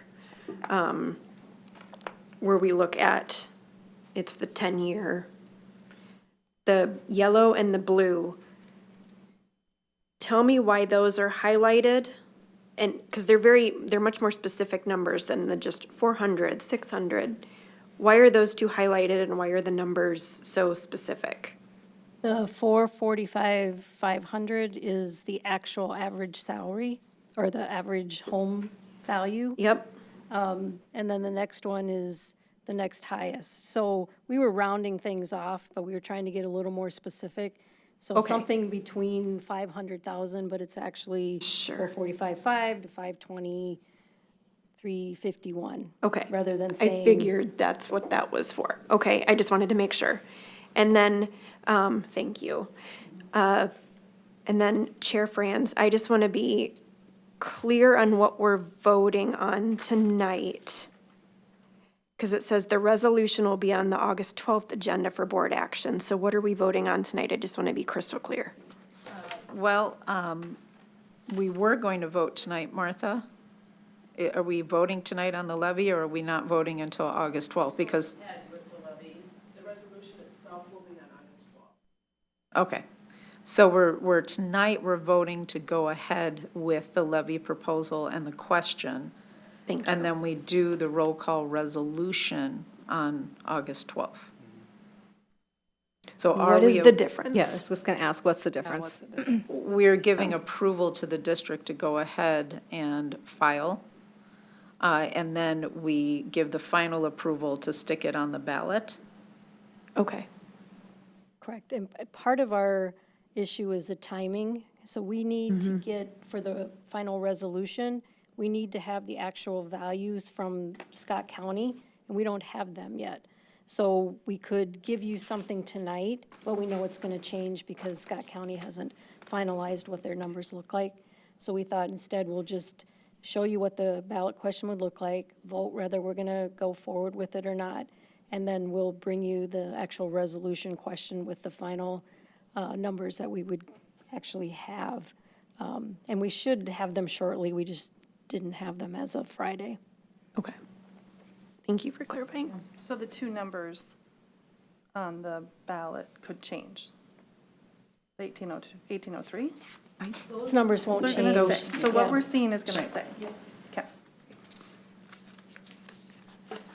I would just like to add some content to kind of my thoughts surrounding this. And I would just say, when I ran for school board, I ran on a platform of being held accountable for being fiscally responsible for taxpayers. And our previous board in 2017, which I want to add some historical information here quickly, when they put a levy on the ballot, that board made a promise to our community that our community taxes would not increase for 10 years, expiring in 2027, without an inflationary factor. And even with that promise in place, our district has received $7 million in COVID funding, $1.4 million since we max certified the levy, and 7.6 million in additional state funding and federal funding. That's 16 million more we have received in funding with declining enrollment and declining proficiency scores. So I have to ask myself, is it the lack of funding really the issue? Or does the district leadership need to change their spending habits? And while I've heard fellow board directors sit at this table and say, we need the money, that is correct. If the spending continues at the rate it has been in the past 2 years, we will run out of money. Fiscal responsibility means operating on a balanced budget where expenses do not exceed revenue. And this is something I have not seen during my time on the board as a board member. Last year, we approved adding 63 new positions to the board, or to our district last year. And with declining enrollment and declining proficiency scores, that really blows my mind, to be honest with you. A fiscally responsible board would correct the mistakes of the past board. This is my suggestion, is as a fiscally responsible board, I do agree, we should always send this to the ballot. And our community needs to know that if it passes, the board, due to legislative reasons, the board in 10 years has the right to just pass it on their own. So I think that's a really important thing to note. But in my opinion, a fiscally responsible board would correct the mistakes of the past board by putting a question on the ballot this fall to keep the same levy dollar amount of $623.97 and add an inflation factor. This, I believe, is something, and based on our Morris Leatherman survey, this is something that I believe our community could support, or would support.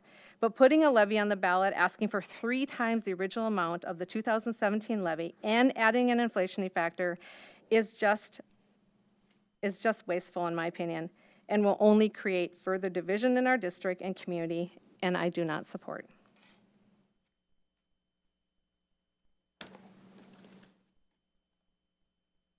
Any other comments or questions? Yeah, I mean, I appreciate that opinion that you share. I mean, that's great to share it with the community. I personally have been on the board almost 4 years, and I shudder to speak for the community as a whole. I just do. Because my sphere of influence and my circle is one area. And so I feel like it's our job to send out as much information. This PMA information is fantastic. I've never seen that detail before. Director Atkinson, you referenced a few things pretty quickly that I can't exactly get my arms around about. That back in 2017, the board promised never to, I'd have to go back and watch that because I wasn't, may have been something I would never think that a board would promise something. Because I don't think I can clarify that. What I Okay, said. I'd like I'm to still also speaking. clarify that a levy and a bond are two different things. The levy goes to our education, and the bond that was passed in 2017 was for building and infrastructure. So we are not comparing apples to apples. When was the levy passed And- then? I'm talking about the levy that is up for renewal in 28. That was This the levy. operating levy. Correct. Okay. That's what I'm referring to. What was passed then, and I did have some reservations because it was too low. It didn't include an inflationary factor. So we were going to end up circling the drain fairly soon. And I did have some concerns about the enrollment numbers because they were wrong, and unfortunately, I was correct. There was a difference because the levy that was passed was for Director the Franz, I think operations of the Director board. Burnick is trying And to add yes, some and- content to And it's finish her direct- statement. It's Director Burnick, not Bernick. I apologize. We've worked together for a Burnick. long time. I would appreciate it if we, My sincere apologies. Burnick, thank you. But I was still talking, and Sorry. all I'm saying, you can sit up here and you can argue about the past. Let the community go out and watch it's all out there. Go read the minutes, go back, dig their history. It's not my job to give the history. I'm just saying, I appreciate your opinion, but I feel like our administration has put together a plan. The finances of our district are what they are. We can argue that we're overspending, and that would look at, in my opinion, 80% of our budget goes to people. So are we overspending on people? I don't know. That's not my problem to address. I feel like when our teachers are here, we're all really, and our staff, we're excited to fund them. So it is our job to give the community a chance, and it's my job to step aside and make sure the things I say are representative of just as much truth as there is. So I do shudder to speak for the community, and I shudder to share what I think the community needs. I think it's the community's job to pay attention and study what's on their ballots. So I appreciate all the information that we have put together. And going back to not arguing, it's what is our job up here as a board to do, and it's to present the finances and say to the district community, this is an opportunity to fund our students and our community. So I'm not sharing my belief on how I decide to vote in a ballot box, and it's not our job to do that. And if I could just make a comment, I appreciate all the work that in the information gathering that we've done, that the district's done. I think I appreciate all the differing viewpoints, but to me, I feel like it's irresponsible to not bring it to the public. And I also, I'm challenged by saying it's something divisive to bring to the public. I think giving the public the opportunity to vote, it is not, that to me is not divisive. I think it allows for the community to speak, and that's what we need. I think it's also, I'm challenged by just saying that the district is not spending wisely when so much that we do is mandated. We have many unfunded new mandates that have been brought down, and those things, they all add up. And I would not be representing myself or anyone to say that I completely understand all of what is entailed, and having to, I appreciate the work of our senior leaders and our superintendent and what they do to bring forth where we're at currently, the places that we're falling short, and bring that to the community for their final vote. And that's my 2 cents.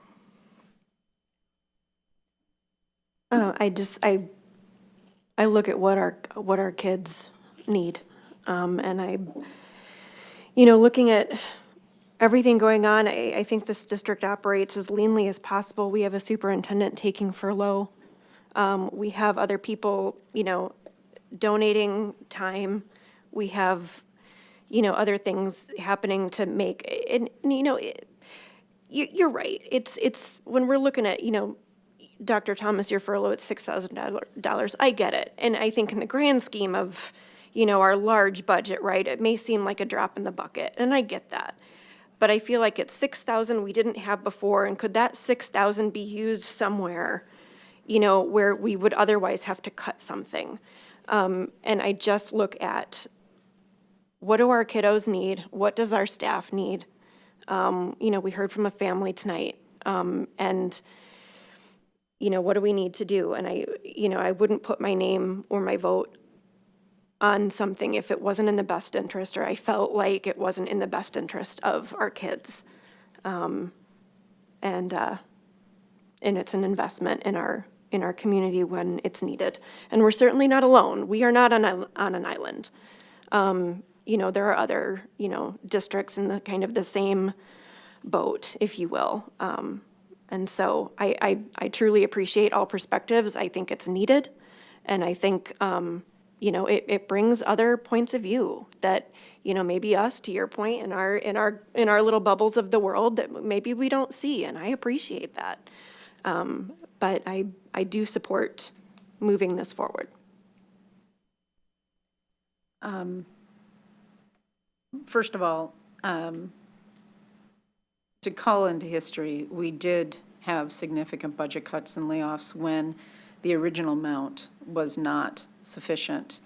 And that was right in 2020 at the beginning of COVID, where we had to make significant cuts. because the original amount that did not contain an inflationary factor was actually biting us pretty severely. But I also want to point out to the community that the COVID dollars were restricted. Many of the funds that we receive from the state are restrictive.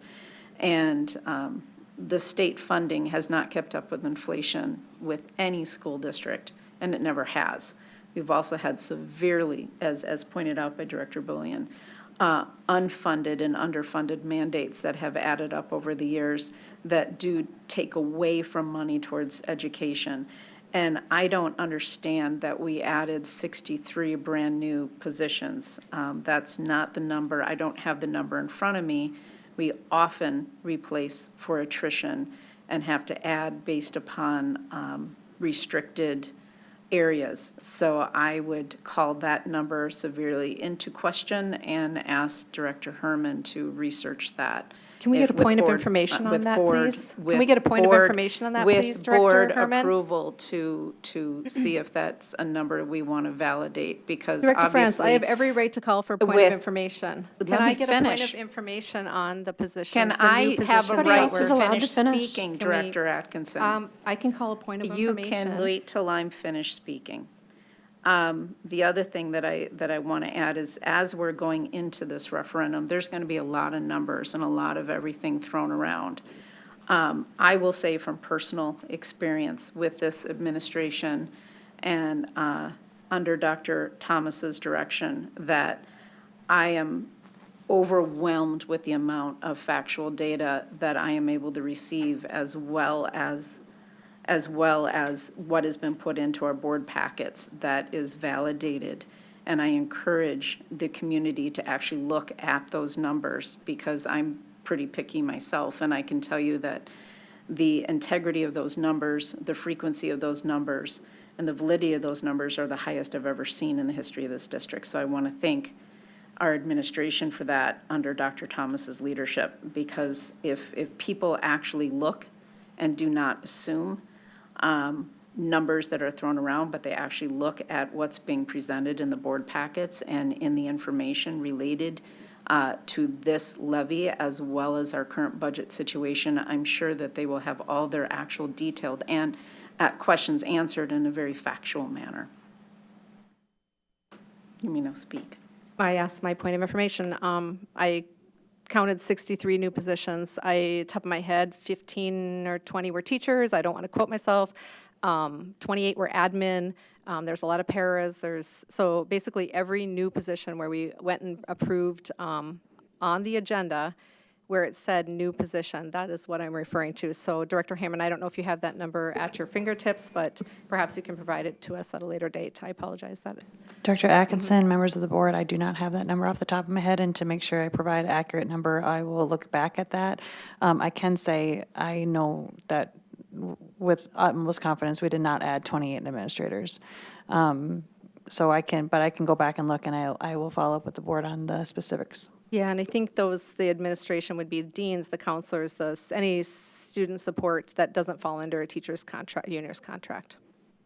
Dr. Atkinson, members of the board will have to make sure that we have the same terminology. That is not what we consider an administration. Those are all fall under the teacher's contract. So I'll make sure that we clarify our categories and what they fall under.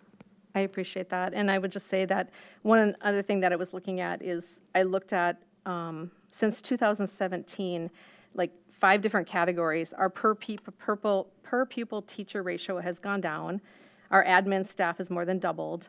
Our student support staff stayed about the same. Our SPED teachers, of course, have increased, and our teachers have increased. But keep in mind, we have about the same number of students, and our enrollment is declining, and our proficiency rates are declining. And I agree. I think I'm pleased with the information that the district puts out. I think it's incredibly helpful to be as transparent as we can with the community so that they can make the decision at the ballot. What I was stating tonight is that my belief is if we were going to spend the money, because how much does it cost? How much marketing money are we going to be spending promoting and educating our public on the levy? Director Atkinson, we can come back to the board with a package of what we anticipate we would need to spend in our marketing campaign for the levy. It all depends on what information that we'll be carrying versus what we might contract out with a consulting group as well. So we're negotiating through some of those details still. Yeah, I appreciate that, because I think there's a risk versus reward, right? I mean, we want to all get behind something, support it, and pass, and see it pass. And I just think based on our Morris Leatherman survey, the information wasn't there. So that's why I brought up the idea of putting something on the ballot where we can, correct what was done in 2017, add the inflation factor. I guarantee you that's something our district could get behind. I can appreciate that, Director Atkinson, and as I shared a couple of board meetings ago, where that makes sense, my challenge to the board and to the community is also within that survey, there were deliverables that the community was expecting in return. And the challenge of doing that and meeting a dollar amount are conflicting. And so I think that's why it's so important to bring this conversation forward in what we would like to deliver something in return for a dollar amount that we know looks different than where the support began to wane. And so that's very clear. I've never shied away from that fact. And I think that still holds true. So as much as I appreciate that offer of finding something that passes, then we're going to fall woefully short on our ability to deliver anything in return, which I think has greater unintentional consequences than perhaps the current conversation before the board tonight. That's my personal opinion. And I think then the community would expect us to right-size our district. I mean, and that's just what most businesses do when they have declining customers or whatever. Declining enrollment is, like I said, it forces us to change our spending habits. So that's the content behind why I feel the way I do. I think every single board member here adds a different perspective. That's what we're here to do. That's what we're elected to do. And I appreciate you giving me the time to be able to share the perspective of the feedback that I've heard from our community. And I'll leave it at that. Thank you. Can I add one more thing quickly? I would encourage the community to go out to the website and then just put in the search engine, the dashboard. I think we forget to talk about the dashboard. Yeah. Go out there.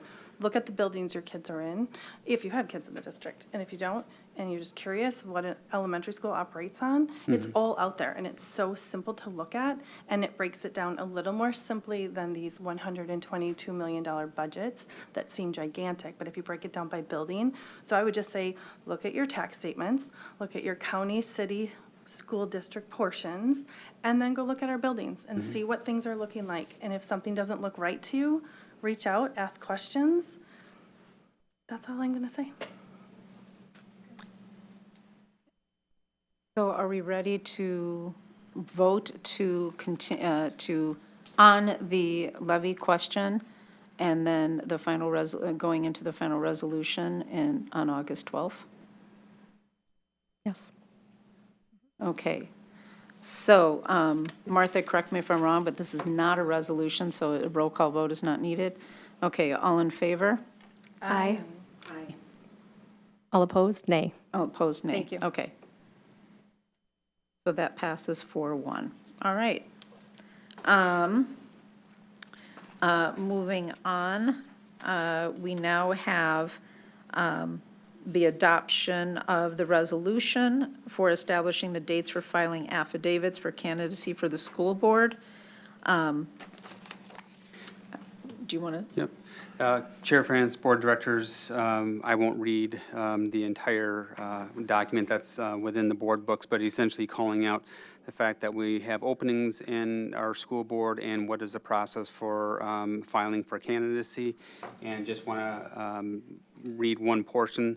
The period for filing affidavits of candidacy for the office of school board members of Independent School District 719 begin July 30th, 2024, and shall close on August 13th, 2024.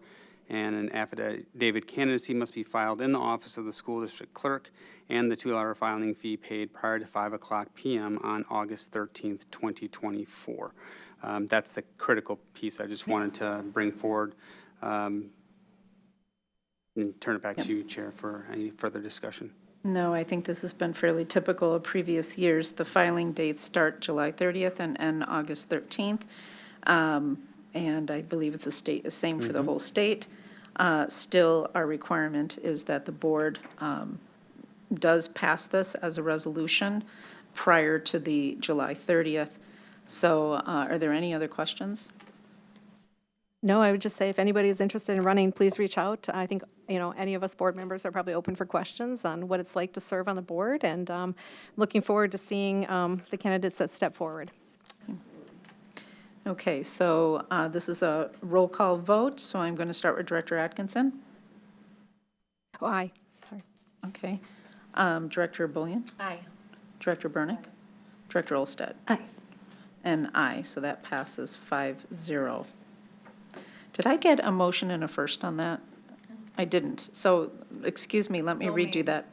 So Director Bullion and Second. Director Olstad. Okay, we're going to do this one more time. Director Atkinson. Aye.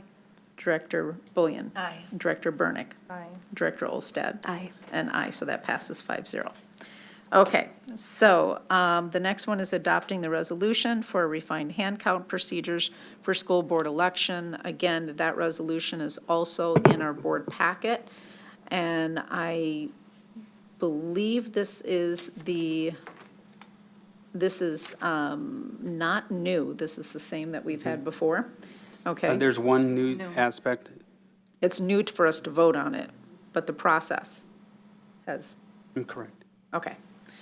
So basically, what it says in here is the refined hand count procedures established herein shall apply to the counting of write-in votes cast during any primary election, special election, or general election held in the school district following the date of this resolution.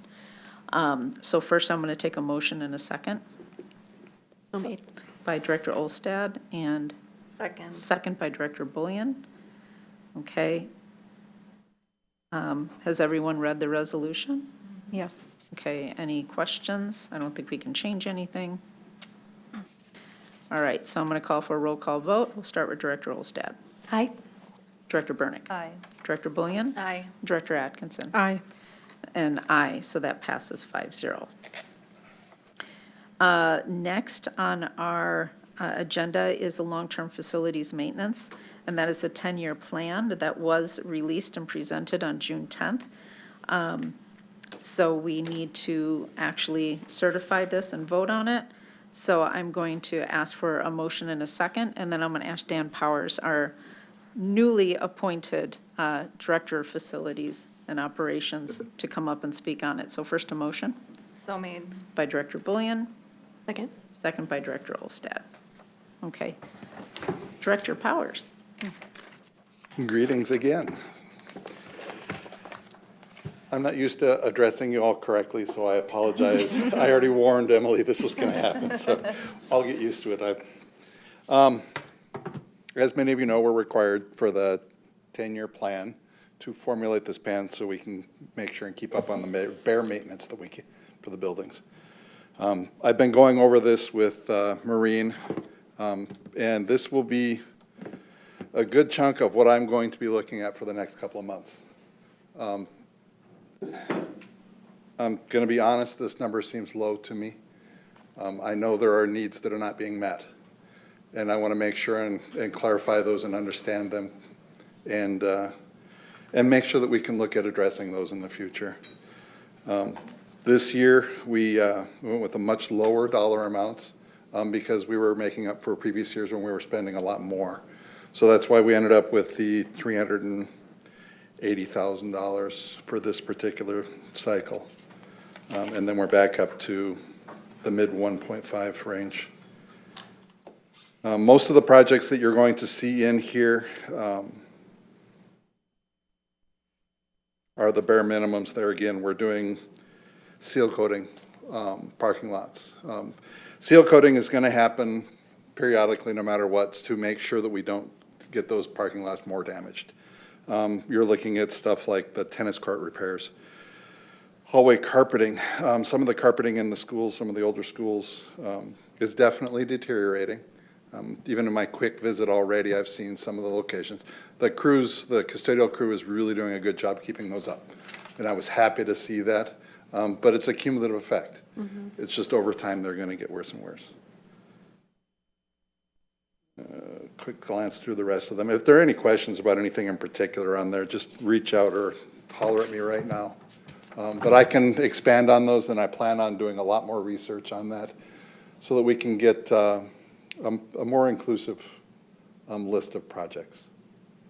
One thing that I don't know if you meant to include or you actually referred to was the front-loading of some of the projects that actually occurred when we redid the 2 middle schools last year. So we actually moved things that should have been in this year into last year in order to get them done because it was going to be more cost-effective. No, exactly, and that's why we ended up with a $380,000 budget for this season. Okay. Yeah. Any questions? Okay, so this is a resolution, so it's a roll call vote. So we're going to start with Director Atkinson, Aye. Director Bullion, Aye. Director Burnick, Aye. Director Olsted. Aye. Aye. That passes 5-0. Next, we are going to be discussing the APAC response letter. Board action is required, or is this informational only? It doesn't say here. Used to be It sh- it used to be, yeah, it's Information only? Yep. Okay. And go ahead, Director Oak. Yes, so we had a presentation 2 months ago from our APAC Executive Committee around the letter of non-concurrence or the vote of non-concurrence. According to MDE, we would have then 60 days to respond to that letter. The letter is in the packet there, and it highlights the things that we've done to address the areas of concern from our APAC committee, along with opportunities for growth in the future. We really value the relationships with our APAC community members, and we're proud to serve the parents of our Native community and our students here in our school district, and we hope to continue doing that in the years to come. Within the past 3 years there, I've seen great growth in the amount of programming that we're able to do, and the relationship has also improved and grown with our Native community in the area here. And I want to make one correction. We do have to vote on this. So I'm going to take a motion in a second before we ask questions. So made. Okay, by Olsted and Burnick. Okay. Hopefully all board members have had a chance to review and meet with Director Oak and review this letter. Are there any questions, concerns, or comments? My only comment is just, I want to just thank you, Director Oak, for just the positivity that you bring and the collaboration with, through challenging times. We've been non-concurrent for a while, and the way that you collaborate and the way that you just stay positive through some of the challenges is really appreciated. It represents our district really well, and I appreciate that. Going through listening to some of the things that you've experienced with the challenges, and also with some of the celebrations that you've had. I just appreciate all you're doing to foster a healthy working relationship with them. So thank you. Thank you.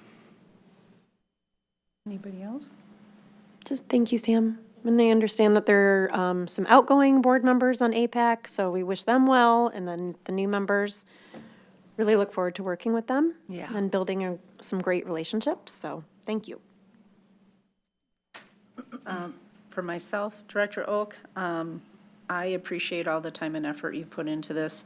I don't believe we've ever been concurrent, but I think we're the closest we've ever been in this past year, and I have every confidence to believe that we will be. I believe that under your leadership, the relationship with our Native communities have improved quite a bit.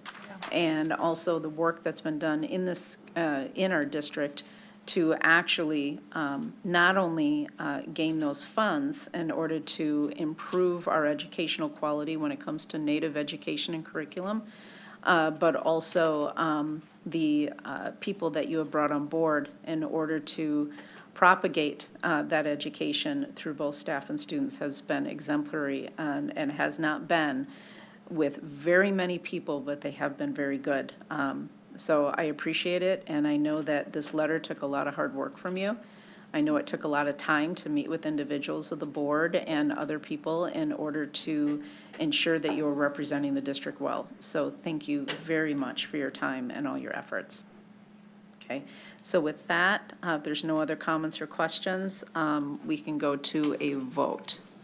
I would just apologize, I came on in late. I just wanted to comment, thank you for adding the APAC Advisory Committee will be invited to attend the Equity Committee as well as the Teaching and Learning Committee. I think having that representation on both those committees will be greatly beneficial to our district, so thank you. And Sam, I want to also add that we used to have them on the Teaching and Learning Committee, so I appreciate you actually pushing that forward to make sure there's more representation on that committee. So thank you. Are we ready for a vote? Okay. All in favor? Aye. Aye. Okay, that passes 5-0. Okay, moving on to policy. We have one policy up for discussion, and that is Policy 525.1, the student use of personal digital and electronic devices. This will be the first reading of this policy. The second reading will be placed on the board, in the board packet for August 12th, so no vote will be performed tonight. However, because we don't have a study session in July, we're using the board meeting, the business meeting, in order to discuss the policy. And Director Hermans and Director Thomas, or Thank you. Superintendent Both Thomas, of sorry. us, yeah, we'll tag team a little bit. Just Chair demoted you, France sorry. and board directors. This is a topic that we discussed with you last time we met. It's been something that we've been engaged in for the past couple of years, actually, looking at the impacts of cell phones in our schools, namely at the middle school. And the language that you see here today was some draft language that we wanted to bring forward to you to get feedback from the board, more as your input that we then bring back to members of the policy committee virtually as well. And I would say that since the last conversation that we had with the board, MSBA has come forward with some language as well, that Director Herman and I were talking that we feel may be a better approach to incorporating some of that language and subordinating some of our language into actual procedure, so that the nuances that may be in flux as we work through this don't have to come back to revising policy versus procedure that could be instant. So, for example, if we should choose to go all the way through high school immediately, we would have that flexibility versus coming back and amending policy, et cetera. So that's something that is new to us, that happened over just before the 4th of July break, that some of that language was then released. But what you see here essentially is what we're calling a way for the day, and very common term with districts. Yet again, another big conversation topic at the mayor's superintendent meeting in Minneapolis this afternoon, where many mayors were asking about this statute specifically. And obviously, all of us are seeing the compounding research around the addictive algorithms that are kind of pulling our kids in and getting them off task and perhaps impacting, you know, deeper levels of mental health concerns of kids being isolated, et cetera, a whole host of issues.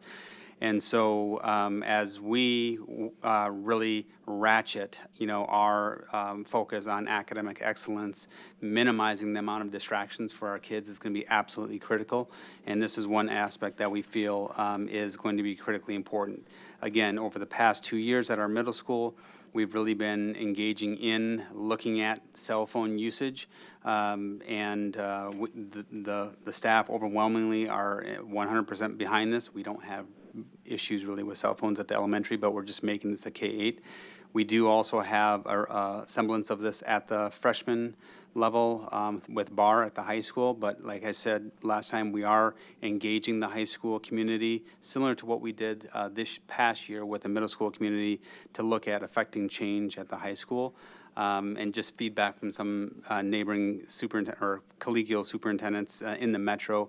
Conversations today, many had their freshman cohort kind of restricted, but then gradually had that open release by the time they were seniors. So it looked a little differently with every different school district. So with that, what you see here tonight is some proposed language. Let me just go back to the proposed language that is iterations of a variety of different conversations with different school districts, looking at different policy across the country, looking at different legislation across the country, and incorporating that language in the first document, which is the 525.1 document, and that's the actual policy. And in that, we are looking at ways that we can incorporate a new version of 525.1 to just essentially be a leading paragraph into that, because our away for the day is during the school hours. So if you're in after-school activities, or it's before school or after school and you're waiting for, parent or guardian pickup, you can use your cell phones in those spaces. But during, bell to bell of instruction is when this typically would apply, the new restrictions, and then the rest of this would hold true.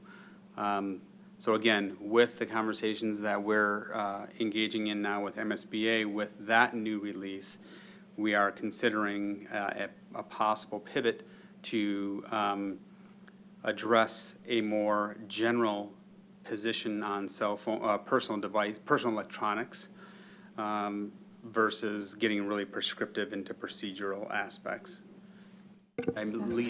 Dr. Thomas, thank you very much. Members of the board, the language that came out in terms of 525.1 that we were able to discuss today that we feel would be beneficial to get feedback on is changing all of A, respect the environmental environment, instead of having specific details in there, changing it to be more general, that the school board directs the superintendent and school administration to establish rules and procedures regarding student possession and use of cell phones in schools. These rules and procedures seek to minimize the impact of cell phones on student behavior, mental health, and academic attainment. These rules and procedures may be designed for specific school buildings, grade levels, or similar criteria. When discussing this and looking at some of the feedback we received from the Policy Advisory Committee, such as concerns around field trips, concerns around are we going to be expanding this in the high school, some desires to expand in the high school, we felt that if we could minimize the specifics in the policy and allow us to look at the guidelines that we could bring forward, that would allow us to be flex on and pivot on a more timely basis.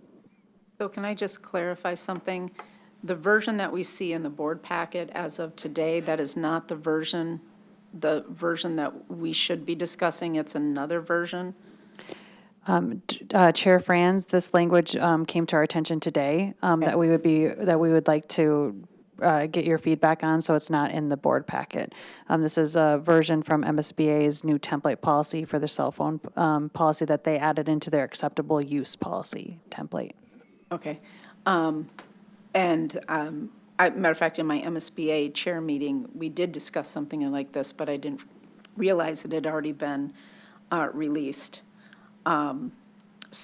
So I just want to clarify and just make it really, really clear. What we're seeing in the board packet right now is not the version. Correct. Okay. It's So- actually our current policy. Yeah. It's our current policy. Right. So. Franz, our recommendation is if the board is in agreement with moving in that direction, we would be editing that to bring forward at the next board meeting. Thank you. And the policy committee will see the edited version. Okay. And when is the next policy committee meeting?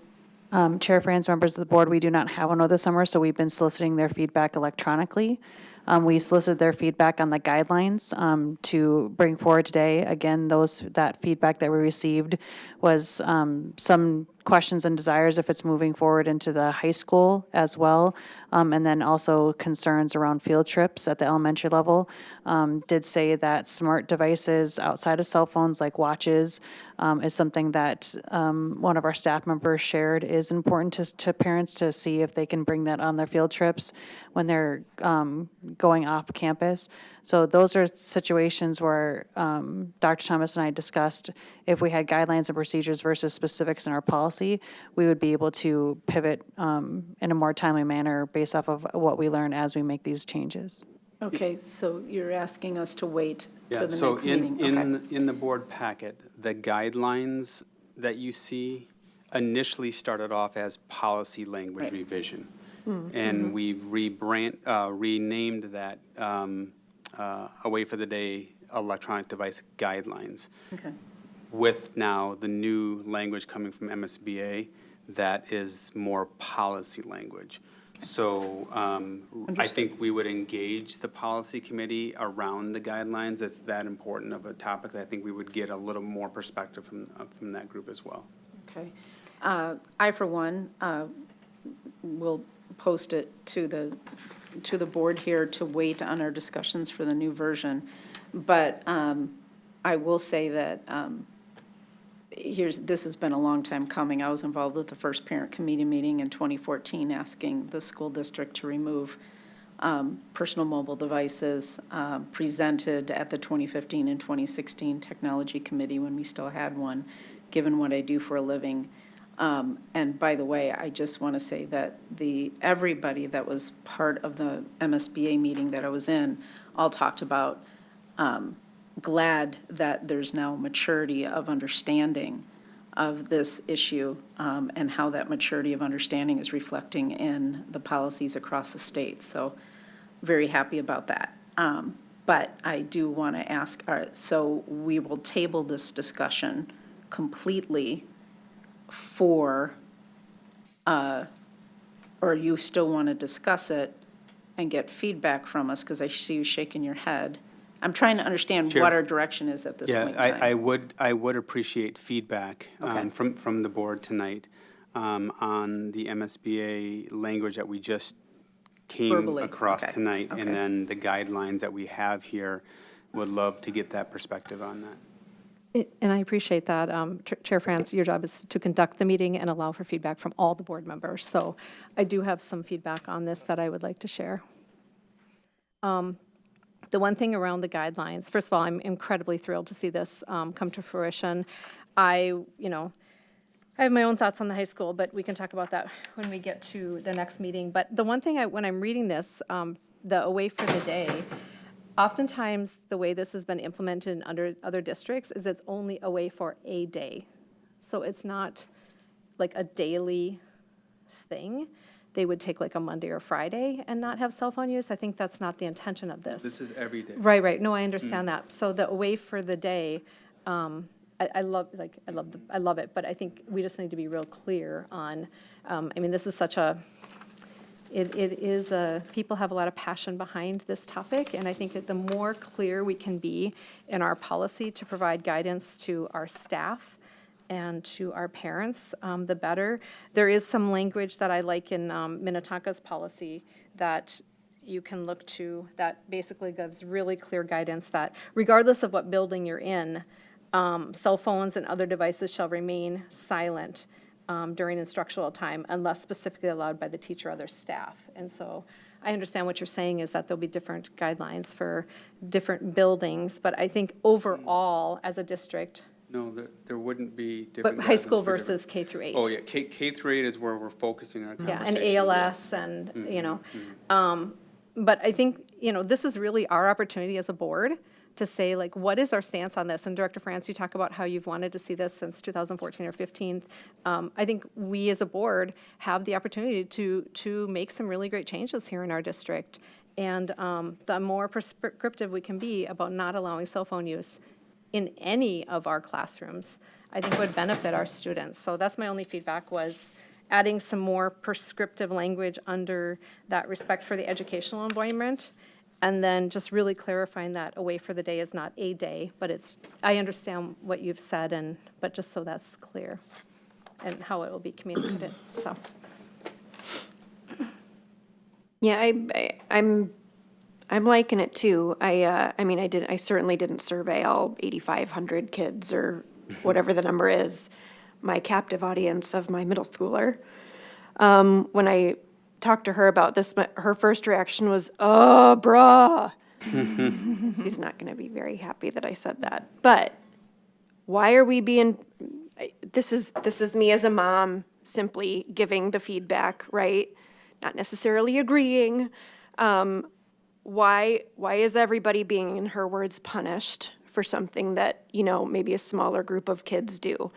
Again, I don't necessarily agree with that statement. I'm just providing the feedback from a middle schooler. I did have a question.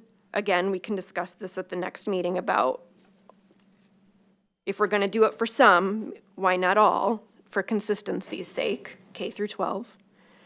And I had a question about, you know, enforcement as well, in terms of, I mean, you know, kids can be in class and the teacher's kind of like, let's listen to music while we finish up our project. You know, so I want to make sure, like, if it's on a cell phone, it's the teacher's cell phone, because I know this doesn't apply to staffs, and I think maybe that needs to be a little clearer too, and maybe it is clear to other people. I just kind of making that distinction. You know, why does Mr. Smith able to have his cell phone when I can't? You know, type of thing. And then, do we want to make sure that from a staff perspective, do we have the ability to really enforce something like this? Is this something that we want our staff to concentrate on? Knowing, as I'm thinking this through, yes, this is going to be a change of rules, and it's going to be hard for like the first month, right? And maybe after that, it'll be fine and even out and things like that. I know you've probably thought all of this through, of course. And then my last comment is where it says in an emergency, perceived threat of danger, a student may possess or use a personal device. Kind of hard to do if it's in their locker. And that's my only, again, I don't call or text my kid during the school day. And God forbid something happens. And that's my last opportunity to talk to my kid. But he or she can't get to their phone because it's in their locker. And I understand why it's in their locker. Believe me, I get all of that. It's just that thought kind of came to my mind when I was reading that number 1, which I understand and I get, and I'm in agreement with it, but in an emergency, they can't get to their phone.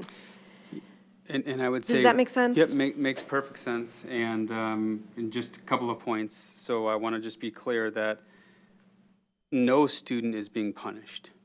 I understand that. That's her words, not mine. And I understand you're just relaying that message. And I just also want to be clear with our community and our students.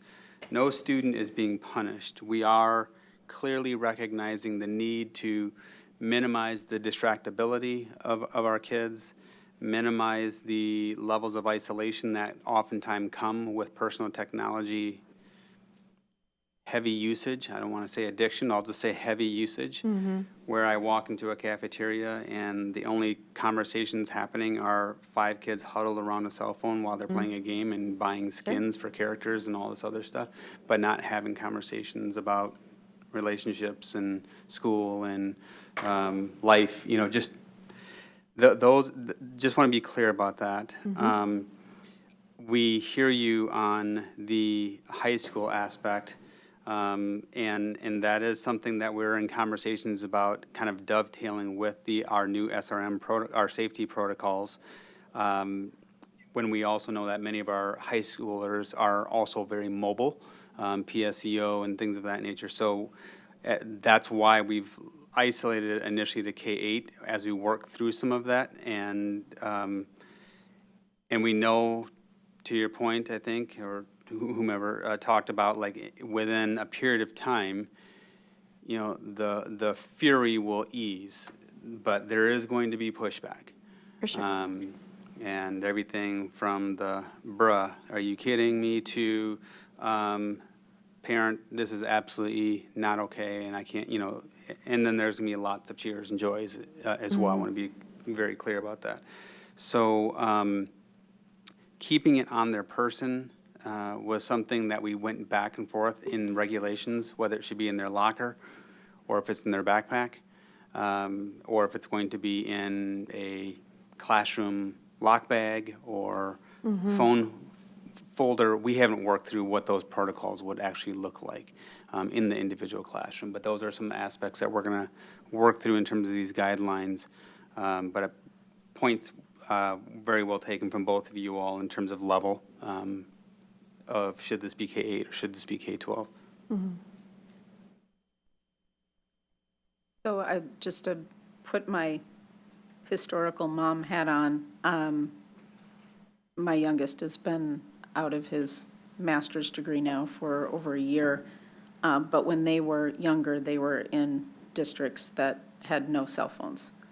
And also in my personal, professional area, I can tell you that the use of cell phones during a crisis event, particularly if there's something like a security event, is actually more damaging than good. And most of those districts had it pretty well down. And within, I get that. even new students coming in, within a week or two, you get that phone taken away once, it doesn't happen again. So the enforcement level in my own experience has been fairly low. But we are dealing with a district that's going from somewhat no inhibited use, except for the experiments that have gone on for the past over 2 years at the middle school to slowly reduce the use of cell phones. What wasn't included is the use of the fact that now you have even calculators that can send messages and are connected to the internet. You have watches that are connected to the internet, things like that. So that is part of the maturity that I was really grateful for the discussion that happened with one of the MSBA meetings that I was in with the different board members and all that as they were working through that and had actually a very evolved and already somewhat use case tested mediums for that. So we will have to come at it from a different direction, from having it to not having it. And in 2 of the 3 school districts that I was part of, they didn't allow the kids to have it at all on their person through 8th grade, and then they had to keep it silenced in high school. And one of them had in your locker the whole time. I saw absolutely no difference in the enforcement or the acceptance of it.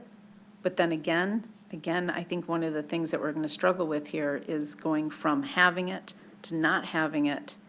And you know, when we are in our full-time jobs and in business meetings, we're not accepting personal calls. We're not walking out of a classroom or a training or a business meeting or our day job for that. And that is something that we need to then relate back to parents who want to call their kids nonstop during a school day and accept text messages during classrooms. It still isn't going to be easy. But I think that with feedback from the community and a work through of this policy, and also all of us coming together as well as the policy committee with those use cases and making sure those questions are answered, and the transition into this is done with well thought out protocols and some serious listening to everyone and their concerns in the community. I think this is going to be incredibly successful. And by the way, as I heard from other districts who are now implementing or have already implemented this long overdue.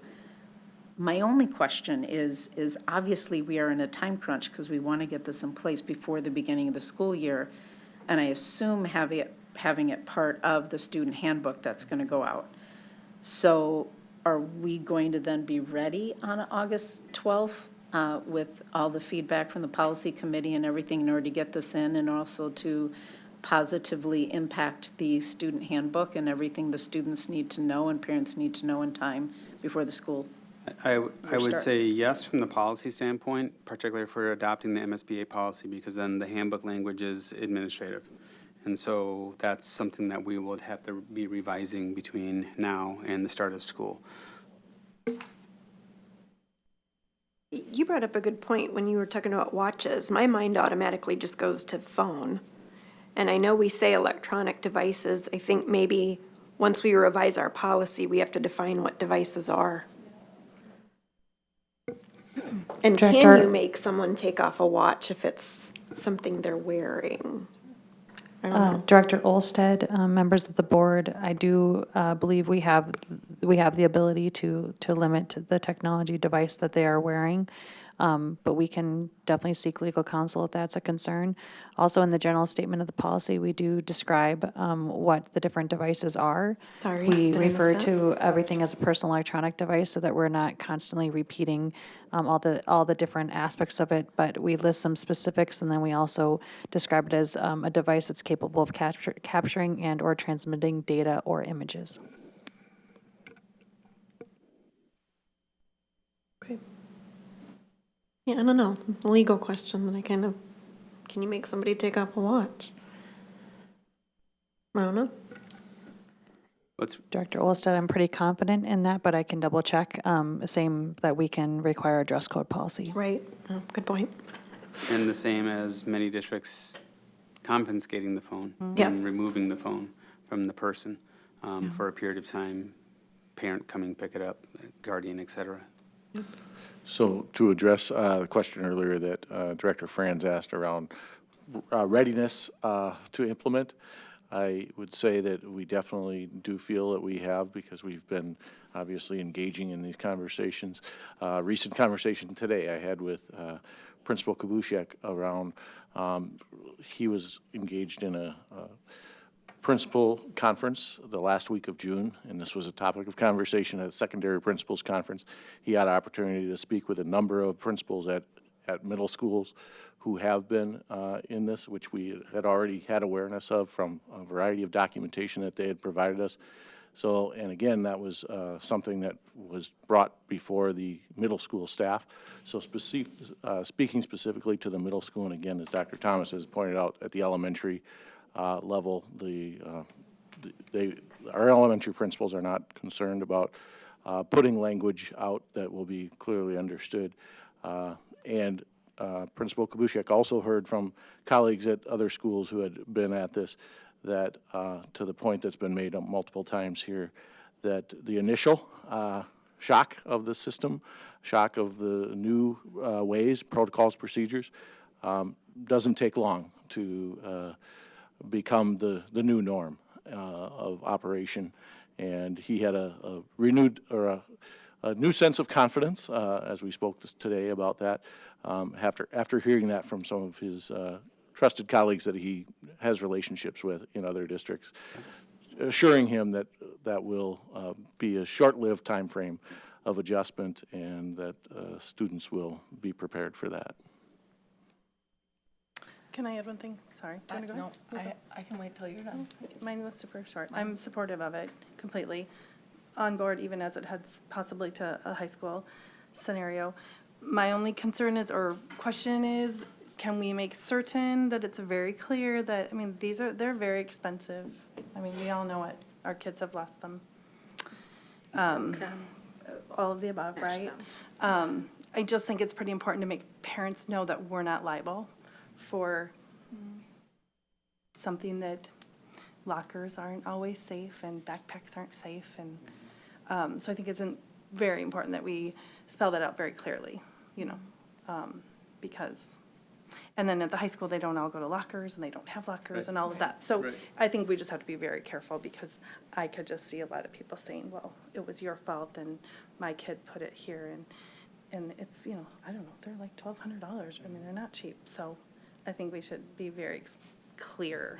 We're not responsible. It's like bringing a gold chain to school and losing it. Yeah. Point. That's all I would add.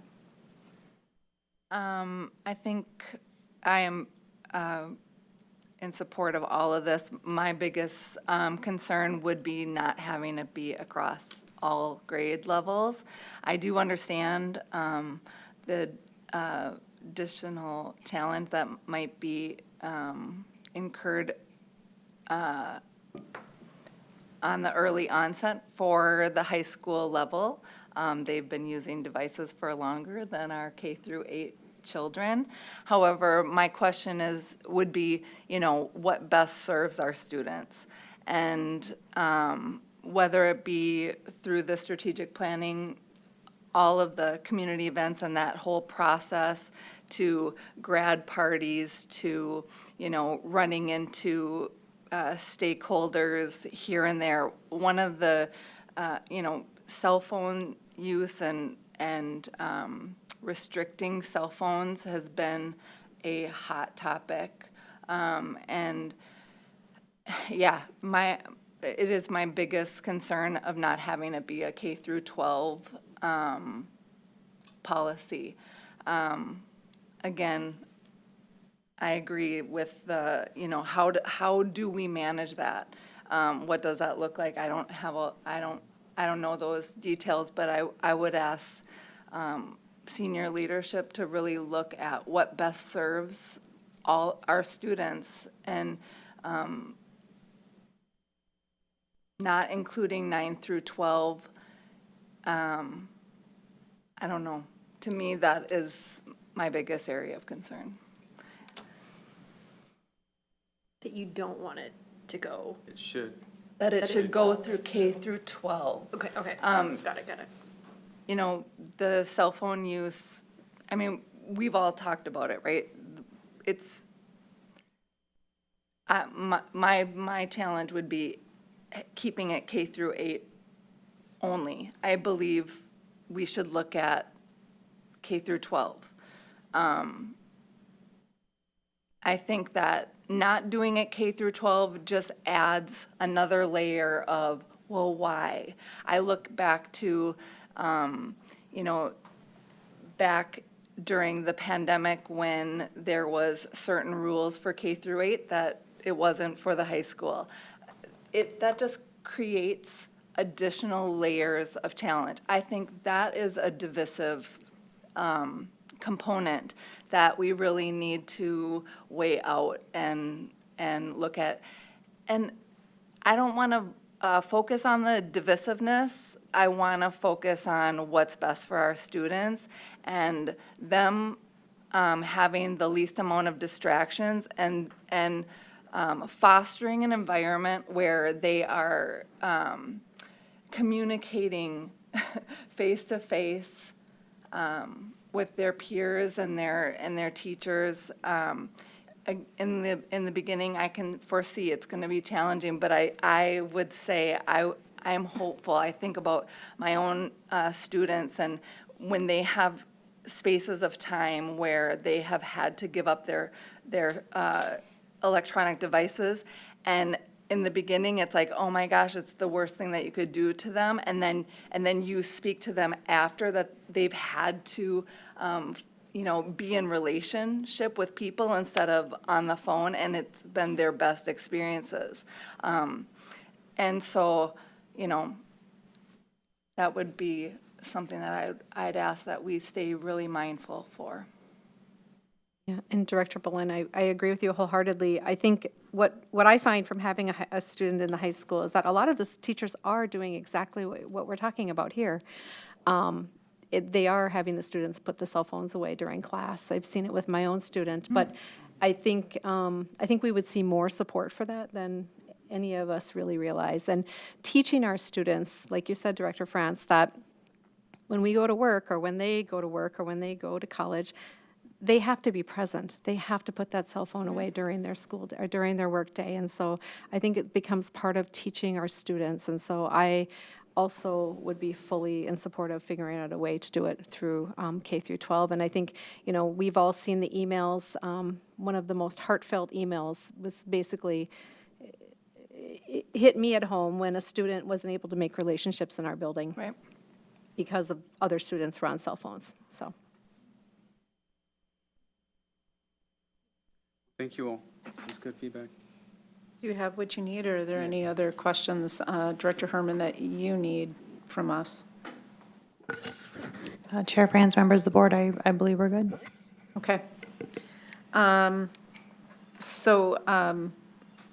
don't know if, do I introduce it now for the change for the rules or the notes? Oh, we got, no, I would go through these. Okay. Okay, then we have a way, okay, that's the way for the, we talked about that already? yeah. Or no? Okay. Now we have administrative reports, so I'm going to go to the superintendent. Just real quickly, all my other notes were covered this evening, but just one other one I'll add is Southwest Metro Special Ed Intermediate District. They hired a new superintendent, and so Dr. Jeff Horton has now joined Southwest Metro, replacing Darren Kermes. So that happened, I think, 2 weeks ago.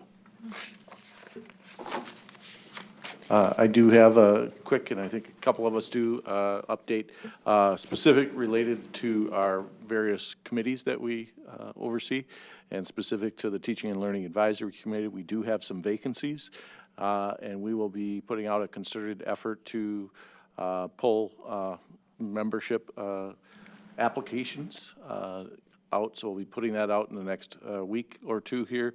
Wanted to wait till after the busy holiday season. Put it out in mid-July, and then accept applications to the first part of August so that we could bring forward committee rosters to the August board meeting. So we will be advertising for a few vacant slots specific to teaching and learning, and I think. How many? Sorry. We also have some vacancies on the Finance Advisory Committee, so we'll also be posting applications for that committee also. Dr. Edwards, will you be following the same process you followed in the past? Okay, thank you. How many vacancies on each? Currently, we have 3 vacancies at this present time in the Or teaching and learning. And then, Right now, I know of 3, there may be 4. And my colleagues are showing me up. I don't know yet. I need to send the recommitment email out to our membership, and I will get that done so that we can, we did talk about that we will be communicating all together to have the community have access to all 3 applications. I do know of at least 1 staff opening that we will need to be backfilling. Thank you. All right, and any board reports? Okay, I have, well, first of all, for the future events and for board report, I just want to give an update on the retreat. I had sent out a message to ask everybody for days they were not available. And it's really important that if we do something for the board, that we have the maximum amount of participation. And the delta was 2.5 days, actually, between all of the rest of July. So I'm going to be resending that out for August. And also asking the board if they want to extend the study session in August. I know I asked for an additional one, and I know first time it was no, do not extend them any longer because nobody wants to stay later. I'm wondering if that just has changed. Anybody? Since we already have that date reserved. My comment remains the same, that I would be open to having it after, because we're here for a meeting, and in the summertime, it's harder to add another thing to our schedule, or it possibly could be harder to get the most participation. So I'm open to it being after a meeting, even if it stays later. Yeah, even if Has it's that changed for the board members who did not want it to be after a study session? when is our study session in August? Sorry. It's like What the date? 13th, No, The that's what? our board meeting. or the board meeting, yeah. yeah. But there's only one meeting. It's August 12th. We have a study session in August, and that would be the 26th? Yeah, yes. 26, okay. So in July, we have no study session. So I tried Got to it. get the retreat scheduled in July, and unfortunately, it just wasn't doable to try and have everyone squeeze it into the 2 or 3 days that were actually available in between vacations and work obligations and things like that. I didn't think it was fair to take that 1 day away. I would be open to adding it to the end, as long as, I think when it was discussed before, it was going to maybe be tonight, or when we already had a pretty big agenda. Yeah, I So agree. if we have a smaller, and I don't want to keep anything off of it that we need, but as long as we could assign what we think discussions might take, so that it's not past midnight. I I understand. would agree. I mean, I would pick either the board meeting or the study session, depending upon what's the heavy load of topics to follow. Okay, so we'll take a look at the study session for August, but I will be sending out another survey to find out if there's any other time in August that would also work, just to be safe and get as many options as possible. Also understanding that August is late, it's right before the school year. We still may be dealing with people with kids on vacation, et cetera. So it's understandable. The other thing that I wanted to ask Martha is earlier tonight, we had a point of order. Did you capture that? Okay. The point of order was not having discussion on the consent agenda, but I clearly read off that there will be no separate discussion unless a board member or citizen requests. So we had no request, so I'm wondering if the point of order is valid? If I recall, there was no opportunity to request or have discussion. It went very quickly. That is why I called the point of order. I did leave time and look around the board, and no one said anything, as usual, but I'm not quite sure, Martha, what you want to do with that. Okay, why don't we do that? Other than that, the future events, the only thing I had was the retreat. And if nobody else has any future events, then we can adjourn and transition to a closed meeting for negotiation strategy. Nothing else? The motion Okay. to adjourn. Okay.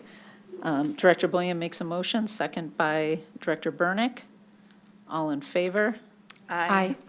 That passes 5-0, and we are going to take a short break and transition to a closed meeting by 9:05. So we have less than 10 minutes, but should be enough. It's passing time for the classes, so.